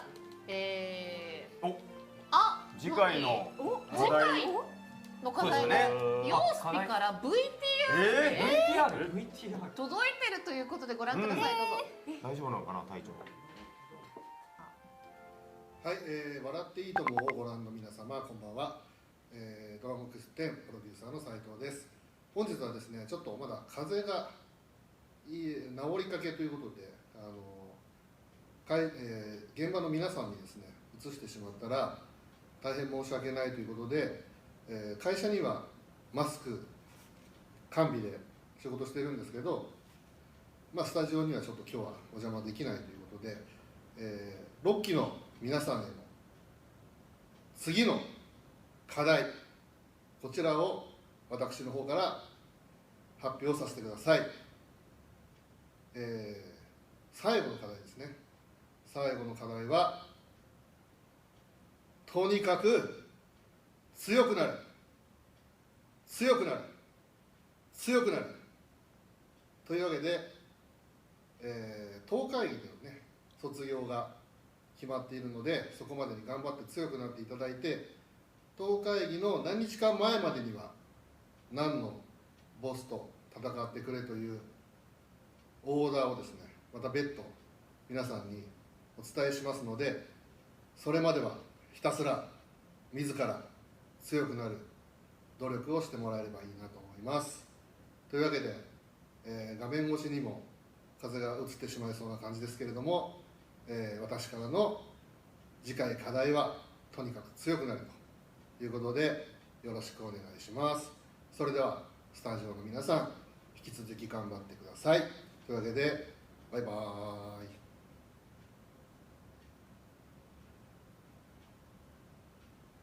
はい、ということでヨースピからの次回の課題でございました。大丈夫ですかね。とにかく強くなる。つまり何ですか？闇雲に強くなってくれてるんですよね。できる時間すべてをつぎ込んで、卒業に向けて。ざっくり入りの指示が来たな。毎回ちょっとざっくりなんだけど、何をする、どこを伸ばすのも自由というかね、どこを強くなったらいいのかみたいなのも自分たちで探すみたいなね。自分見つめ直して弱い部分を伸ばすでもいいですし、ね、いい部分を伸ばすでもいいですし、はい、やっていただきたいと思います。さあ、ということで、次回放送、6期の卒業試験がいつなのかということなんですが、なんと2月10日の当会議2018のステージで、皆さんには卒業試験を、期間としては短いですよね。そうですね、挑んでいただきたいと思います。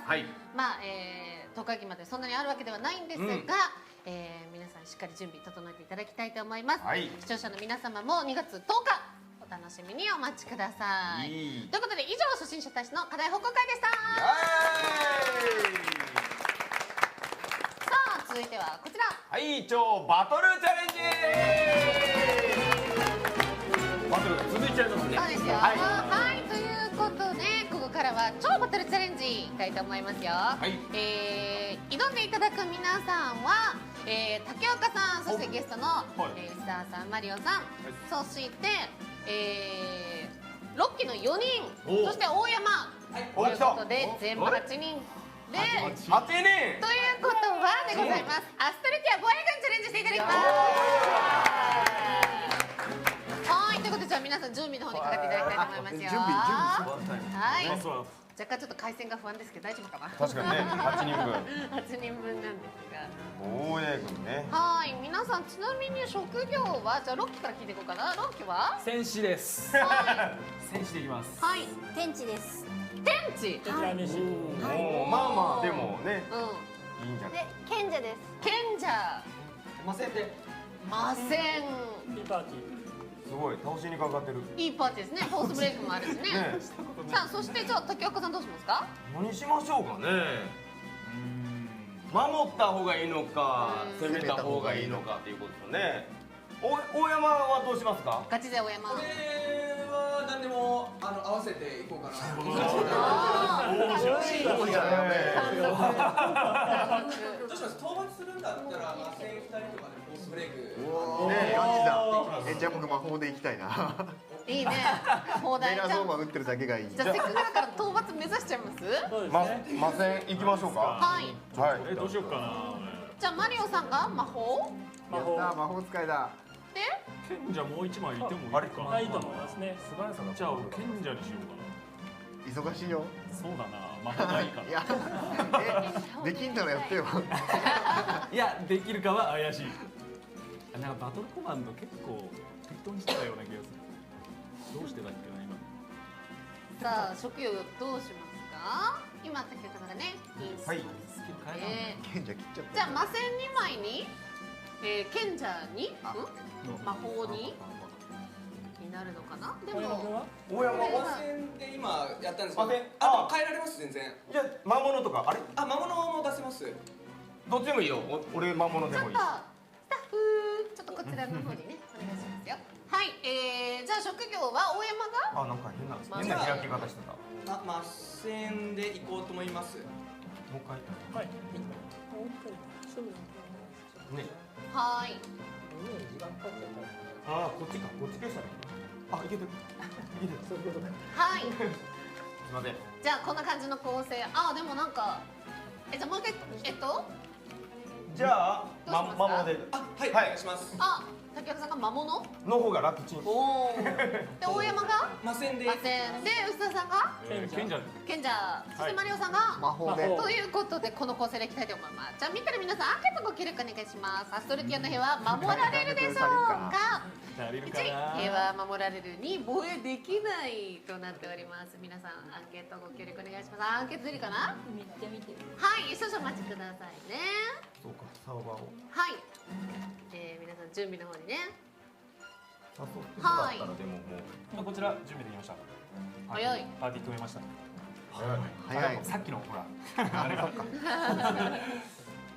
はい。まあでもいろんな挑み方がありますからね。ね。まあまあ楽しく。まあでも今大山先生のもと討伐という言葉が。隣の画面が見えてたんでさっきずっと書いてましマリオさんのイラスト。これです俺。書く時間あったからな。欲しい。た。どうぞどうぞ。マジですか。よかったね。めっちゃ嬉しい。よかったね。書いてもらって。マリオさんと大山いける。マリオさん優しい。どこだ。全員分が石澤さんのが。今はマリオさんと酒場の中なんですけど。あ、そこに行きますか。はい。アンケート出てるのかな。そうですね。じゃあマリオさんリーダーで。はいはい。頼む。はい、今ちょっとね。なんかボタンが変。はい。はい、アンケート出ました。はい。皆さん押してくれたかな。防衛ってことですよね。防衛でいいんですよね。オッケー。はい、じゃあアンケート結果見てみましょう。アンケート結果こちらです。ででん。討伐とか。まあでもでも守られる 70.3% ということでこのメンバーならいけると思われておりますよ。はい、いいんじゃないですか。まあでも6期のみんなも今のバトル見ていただいた通りそんなに足引っ張る感じじゃないんで全然ね。そうでしょ。そうでしょ。皆さん防衛軍の経験はあるんですか。数回ですね僕ら。2、3回ずつだと思います。すごい。あ、2、3回ずつ。俺も最近始めたばっかなんだよ。まあだって6期のみんなそれ以外に課題いっぱいやることあったからね。まあね。なってない気がする。じゃあでもこう金を倒せとかっていうのはなんあ、か選手はとにかく金を狙えとか。確かにね。はい。ちょっと金が倫理になるとね。そうそう。追加の人たちがフレンドにはなって来ちゃうんで。あ、でも大金みたいなやつとかね。でも倒したことはないですね。討伐はね。倒せるならば。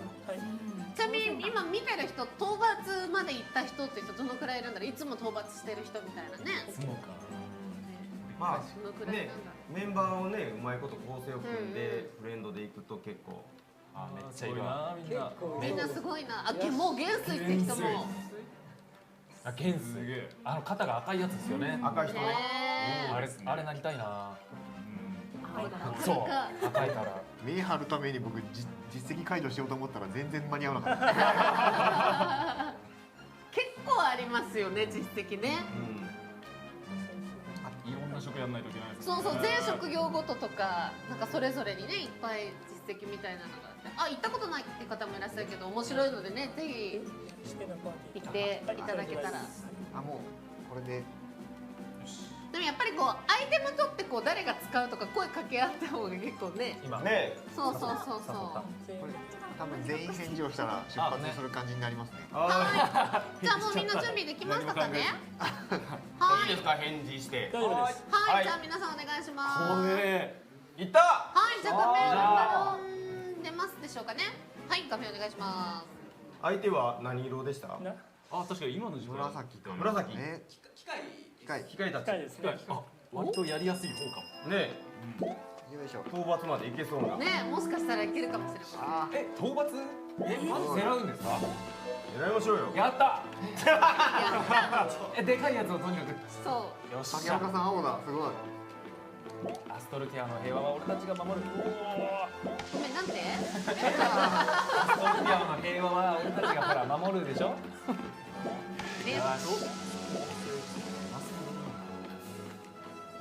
このスペースでのやりとり私好きです。さあ。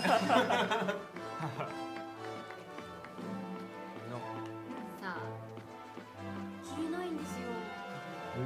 さっきから。何もはい、じゃあいよいよ挑んでいただきましょう。獅子門到着です。ちなみにじゃあ安西先生アドバイスかなんかありますか？確かに。この敵兵団ですが。数が多いので、いかにその金をさばくか。はい。金ですね。金が出たらみんなここにあるよと。金本当に大変なことになりますんで。要は金が多さをどんどん呼ぶんですね。でも金かかりますからね、このパーティー構成だと。はい。すごい。安西先生と青山さんが後ろに立ってうろうろ試験会場みたいな。大砲の弾は誰がね。どこに敵そうだがね。あ、カカロンちゃんだ。あ、本当だ、金いる。おい。はい。あ、いた。い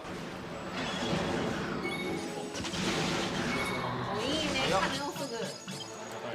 早い。早い早い。竹岡さんのもの使いの印象があんまりなかったから。ないね。新鮮ですね。まあ防衛の時にやっぱりある程度は。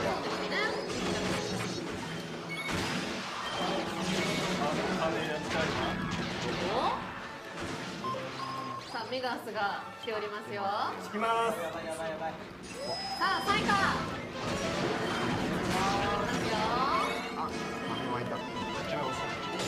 いいですね。でもこのサイカとかがみんなで弾けるようになる。そうですそうです。はい。全速力でサイカ使えるようになりますんで。それ結構大きいですよね。はい。金がいる。どこが後ろに。本当だね。後ろに。はい。ごめんなさい。ありがとう。金これか。見えない。あ、金が。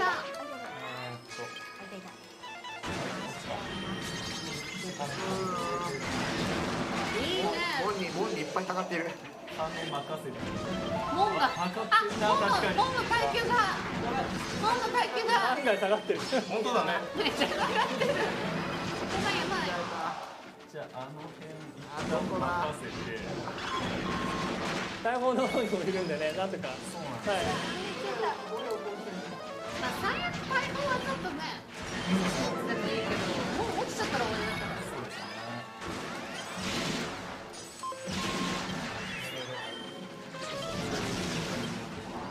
さあこの右上にL校から、あ違う M 校からの。M 校っていうの。そうせあ、そうせん。これ行きますか？大体この辺でみんななんか奇跡なのに下せる。そうですね。橋渡ってから打ちますね。みんながここで固まりますからね。いいね。これ行っちゃっていいんですか？メガスが出てるから。メガス。中ボスみたいなですね。おお、なんでこんなとこに一緒に行ってこの BGM がいいですよね。いいですね。はい。4.0でジャンプ力が結構あってすごくいい。うわ、すごい。強い。小山先生どうですか？頑張ってザクの処理始めます。ここでザクもそれで倒したいですね。ねえ、範囲を。いい感じです。よっしゃー。はい、いいね。お、いいねいいねいいね。はい、一人だ。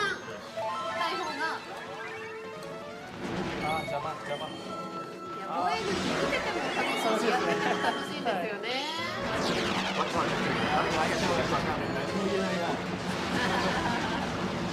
あ、大砲がやられてる、メガウスに。でも大砲今いいんじゃないですか。大砲。大砲いい位置ですよこれ。そろそろ南の方から敵が湧くんですよね。あ、大砲の位置にいる。戻りますか。はい、一旦戻りましょう。メガスはひたすらも欲しい。はい。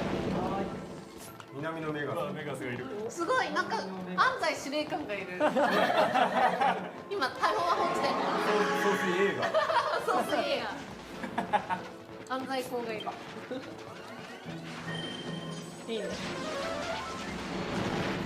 お、順調じゃないですかこれ。順調。いやでもこのバトル面白いですけど、青山先生やっぱ作る方的にはすごい大変なんじゃないですか。そうですね。敵がいっぱい出てくるとサーバーも重くなるので。そうですよね。結構大変です。はい。だ金とか放置してる。あ、やばい。あ、門が結構食らっちゃってる。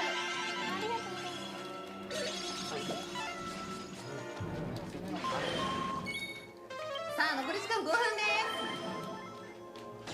この大砲も守り抜ける。ああ、大砲が壊れた。まあ、それ取り返しが。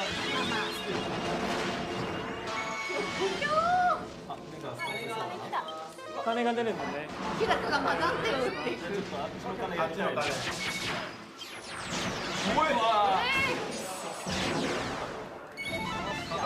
カカロンが蘇生してくれてる。あっちの金もいるな。あ、行きます。あ、門が黄色になっちゃった。門守らんことやばい。あ、門が結構食らってる。やばいやばい。扉やばい。一旦もう戻りましょう。ああめっちゃ食らった。一人欲しいです。はいよ。もう10人救援が出ておりますよ。しかも結構やばくないこれ。やばいね。あと4分ですか。4分。これまさか防衛もできなくなっちゃったらやばいよ。可能性はね。あ、もうねや。シュバが近づいちゃう。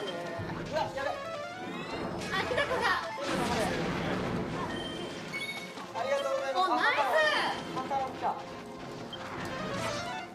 カカロンがすごい活躍。いいね、天地いいね。お、一旦ちょっと猛攻は止まったか。お、ショット止めてる。一旦止めてる。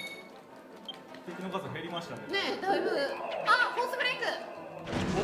もうシュバにフォースブレイク入りましたね。やべえね。あ、やばい、金が。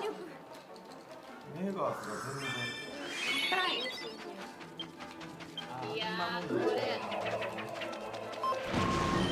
もう大丈夫かな。あと3分です。よさあ、あ、メガスが。オレンジ、シュバが。あ、してる。一旦門に戻ったらもういいかも。あ、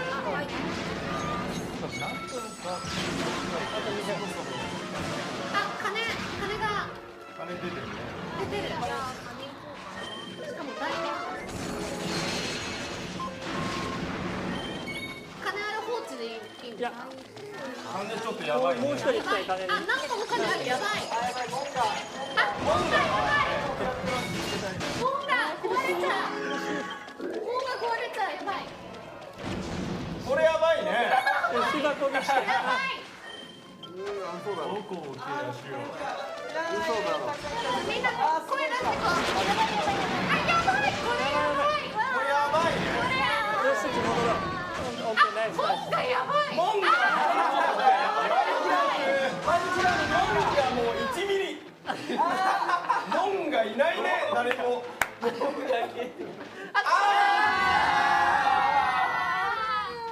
あれあれ。あれあれだね。結構火力火力寄りだったような気がしたんだけど。火力寄りのチームだったんですが、多分何だったんですかね。鐘ね散っちゃったんですよね。ねえ、なるほど。鐘に1人とか少ない人数ついちゃったんで時間かかっちゃって、その間に真ん中を突破されちゃった感じですかね。はい。意外と大物ダウンさせるとね、そうですね。呼ばなかったりもするんで、うまいことしないとね。難しいもんですね。難しいですね。はい。このもやーんとした感じ。はい。あとはね、皆さんご自分でね、やっていただけたらと思います。はい、ということで以上、超バトルチャレンジでした。まあでも見ててもやっても楽しいですよね、バイクはね。そうですね。いろいろ傾向と対策を練って、はい、リベンジねしていただけたらと思います。さあ、番組そろそろお別れの時間が近づいてまいりました。ここでリーグ10からのお知らせです。お願いします。3月22日に発売予定の書籍「ドラゴンクエスト10 5000年の旅路遥かなる故郷へオンライン」公式ガイドブック「アストルティア防衛軍」プラス「白宝箱」プラス「イニシエのゼルメア編」バージョン 4.0 から 4.1 のお知らせです、時空を超えた壮大な物語やアストルティア防衛軍、天地雷鳴士、新装備品や白宝箱、そしてイニシエのゼルメアなど新バージョンの冒険を楽しむための情報を詰め込んだ一冊となっております。新バージョンでは初めての公式ガイドブックということで詳細なデータも充実しているそうですよ。さらに特典アイテムとしていつもと違うポーズで寝られる仕草書寝る3、そして装備品の錬金効果を上昇させる青の錬金石が10個ついてきます。寝る仕草は昨年発売された地獄の三沢先生の方にもついていたんですが、今回はそれともまた別の仕草となっておりますので、はい、皆さん新たな冒険のお供にぜひチェックしてみてください。先ほどのキャラいっぱい載ってますね。そうなんですよ。ちらっと出てきたキャラいっぱいいますけどもね。さあ、そして続いてはこちらのお知らせです。昨年から開催中の特別イベント大魔王ゾウマイの挑戦、こちらはですね 2月14日水曜日までの期間限定開催となっております、ドラゴンクエスト3にてアレフガルドを闇に閉ざした大魔王ゾウマイに挑戦してアリエハン装備などの報酬をぜひ皆さんゲットしてください。イベント期間も残り短くなってきたのでね、皆さんぜひぜひこちらの方挑んでみてください。さあ、そして今年もこちらのイベントをやってきましたよ。昨年9月開催の大予選会を勝ち抜いたクイーン候補たちによる第6回アストルティアクイーン総選挙を開催します、美女たちの中からあなたが推したいクイーン候補に投票をお願いします。投票期間は2月10日までなのでお忘れないようにお願いします。今回は見事クイーンの座に輝いたクイーン候補たちが冒険者の広場の顔として総選挙終了後に冒険者の広場のトップページを華やかにジャックします、またスペシャルな壁紙も後日配布予定となっておりますのでこちらの方もお楽しみに。さあ、続いては全国のローソンでドラゴンクエスト10キャンペーンが開催中です。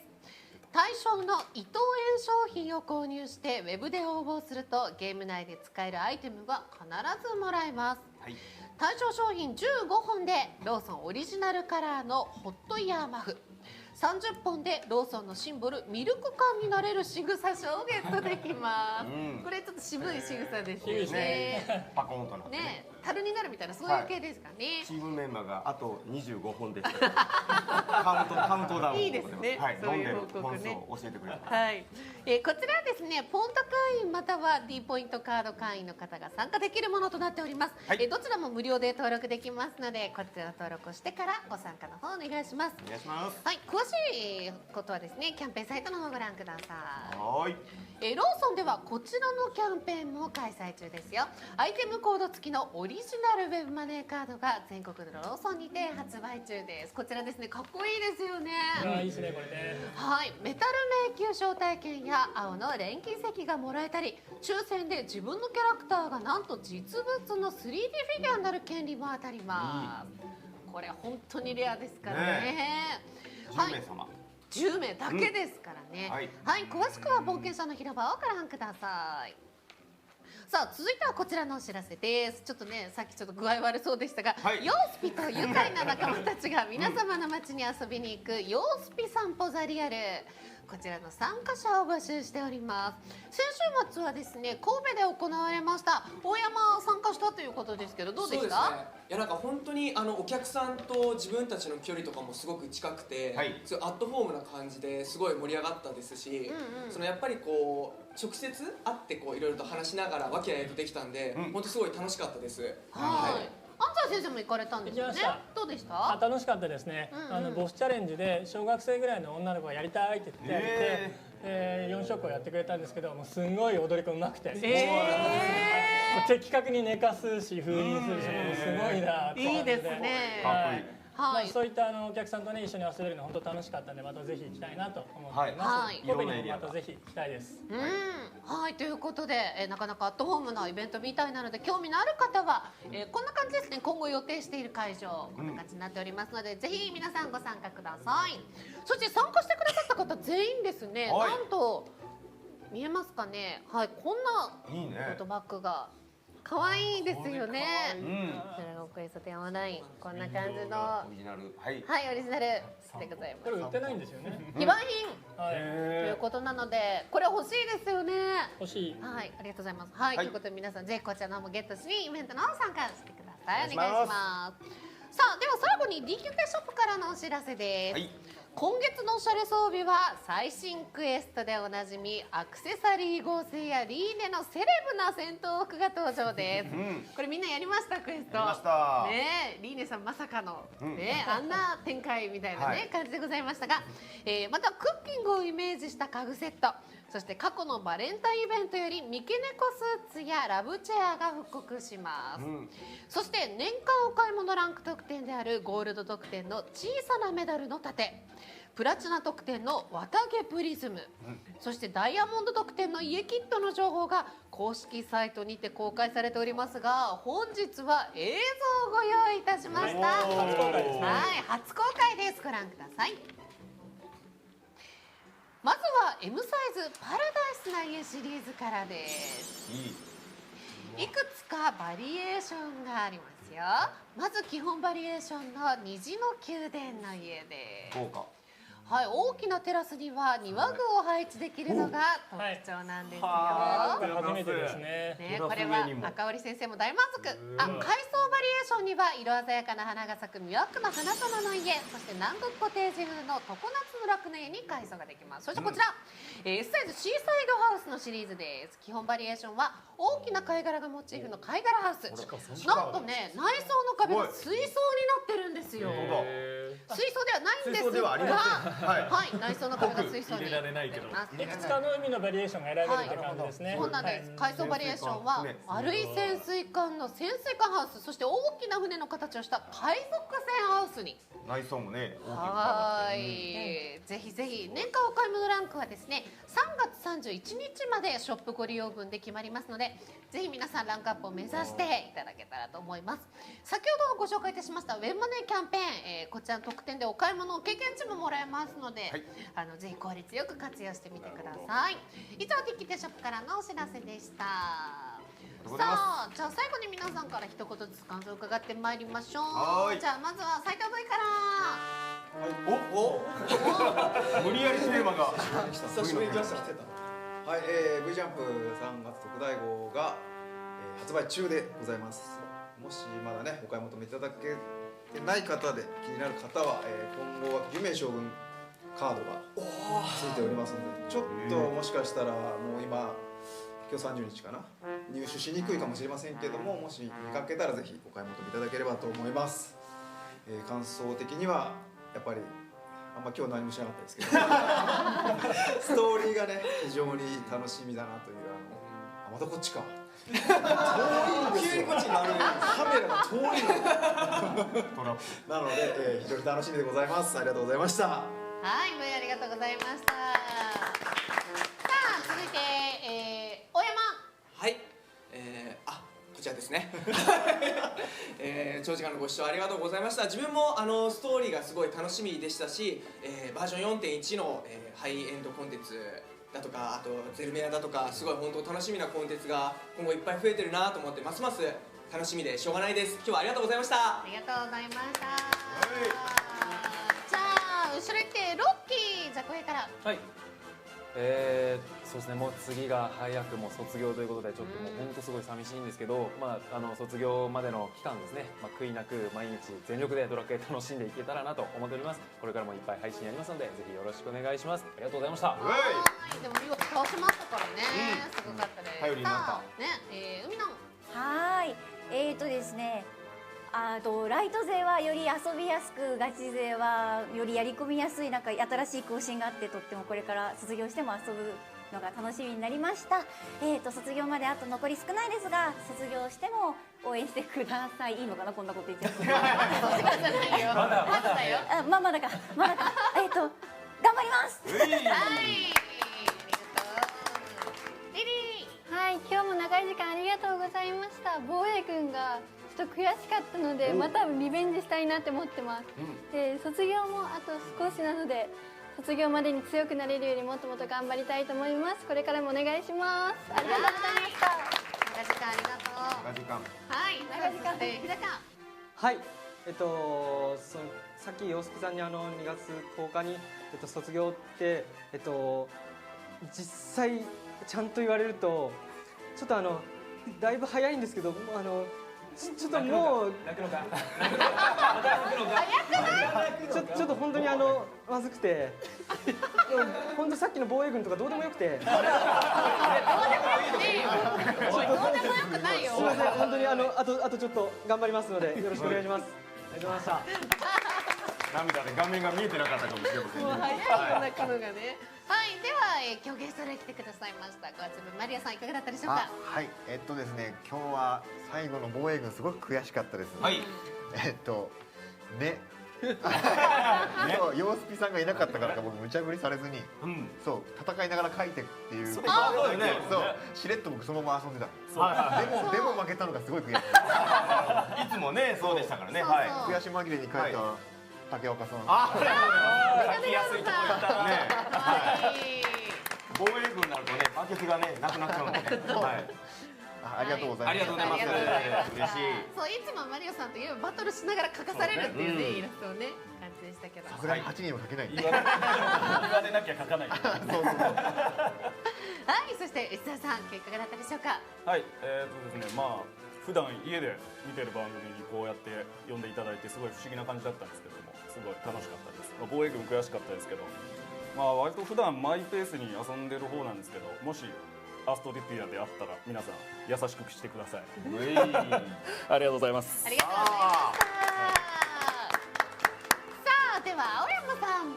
はい、開発がですね今 4.1 のモードにちょうど今日明日で今切り替わってるところなので、あと最終チェックですね。開発はずっと進めるんですけど、その要は最終チェックのモードになるとですね、これからになるんで、またちょっとこれから頑張りますので引き続きよろしくお願いします。ありがとうございました。ありがとうございました。貴重なお話ありがとうございます。貴重なお話ね。さあ、そして安西先生。はい、4.1 のお話がですね、私もテストで遊んでいて非常に面白いなと思えるものになったので、ぜひ遊んでいただきたいかなというふうに思います。ディスクが出る 4.0 とかってボリュームがすごいんですけど、そこまでボリュームがあるわけではないんですが、遊んでいただいた後の感想は決して引けを取らないものになるんじゃないかなというふうに思います。それから、4.0 に防衛軍を出して 4.1 にゼレメアを出して、これでフォースシリーズの装備品を取得するシステムが両方入ったので、ひとまず良かったなというふうに思っています。ぜひ遊んでみて新しい装備をゲットしてください。はい、ありがとうございました。今日はたくさん働いて喋りっぱなしで。喋りっぱなしでしたからね。ありがとうございます。はい。では続いてじゃあ竹岡さん。そうですね。本当にいろんな情報、たくさんの情報が、すごく今日は集中して聞けまして、というのも前回は変な歌がありましてですね、変なジングルベルがありましたので、情報があんまり入ってこなかったので、なんか番組のやっぱ構成っていうのは大切だよなっていうのが。もう一回ここで。いやいややめてください。尺がやって1位なしなんです。ご所望？いや大丈夫です。大丈夫です。はい、ということでまたよろしくお願いします。ありがとうございました。ありがとうございました。そして椿も。はい。私もね、ちょっとみんなで話題を話すコンテンツ何気にすごい楽しみ。はい、今とかこれの話すごいしたい。この4点ね。はいということで、そう私からも告知あります。ウェチャップのブロマガの方で、これも書かせていただいているので、皆さんぜひ読んでいただけたらと思います。出るかな？はいと出るかな？はい出ないかな？出るかな？自力で自力でブロマガのあれ。それともう一つドラゴンクエストライバルズ、ドラゴンクエストモチーフにしたデジタルカードゲームがあるんですけど、こちらの公式放送がですね2月の2日にありまして、二木プロデューサー富田プロデューサーと一緒に斎藤 V とチョモさんっていうね有名なカードゲームプレイヤーの方と私お邪魔させていただきまして、はいここで第2弾カードパックスペシャルということで、新しい新情報どうやらたくさんあるみたいなので、はい皆さんこちらの方ぜひ見ていただけたらと思います。お願いします。はい、ありがとうございました。さあということで次回の超イケて TV はですね2月10日の党会議、はい、あっという間ですね。そうなんですよ。もう何気に2週間ぐらいですね。はいなんですよ。こんな感じになっておりますよ。はい私竹岡さん、そしてヨスピとかそして青山さんとかね、堀江二さんも来てくれますので、そして脱出ゲームで有名なスクラップの加藤さんも遊びに来てくれるということで、はい、バージョンアップ直前の安西先生の情報コーナーもありますし、こちらのコーナーもございます。はい、ということでね卒業試験も、はいなるほど。何これすごい。卒園なんですね。なんで俺なんだよ。ちょっとひなたもう泣いてるじゃんちょっと。今の写真でもめっちゃ嬉しいな。数枚の思い出の写真で。アスフェルド学園みたいな。ねえ本当に大学卒園ということで皆さんね最後までね温かく見守ってあげてください。ねロッキー大丈夫？大丈夫です。みんなもう泣いてる。早い。写真やばいんだよ。みんなもう泣いてるんだけど。早い。結構。もうみんな泣いてるんだけど。早いよちょっと。早いよちょっとねちょっと。総会議さボイコットしない。いらない卒業なんですよ。4人揃って留年。もう1年。ダメ。はい。かつて留年した大使いませんから。はい。ということで皆さんぜひ見てる皆さんも応援してあげてください。よろしくお願いします。はい。ではまた次回の超イケて TV でお会いしましょう。さようなら。さようなら。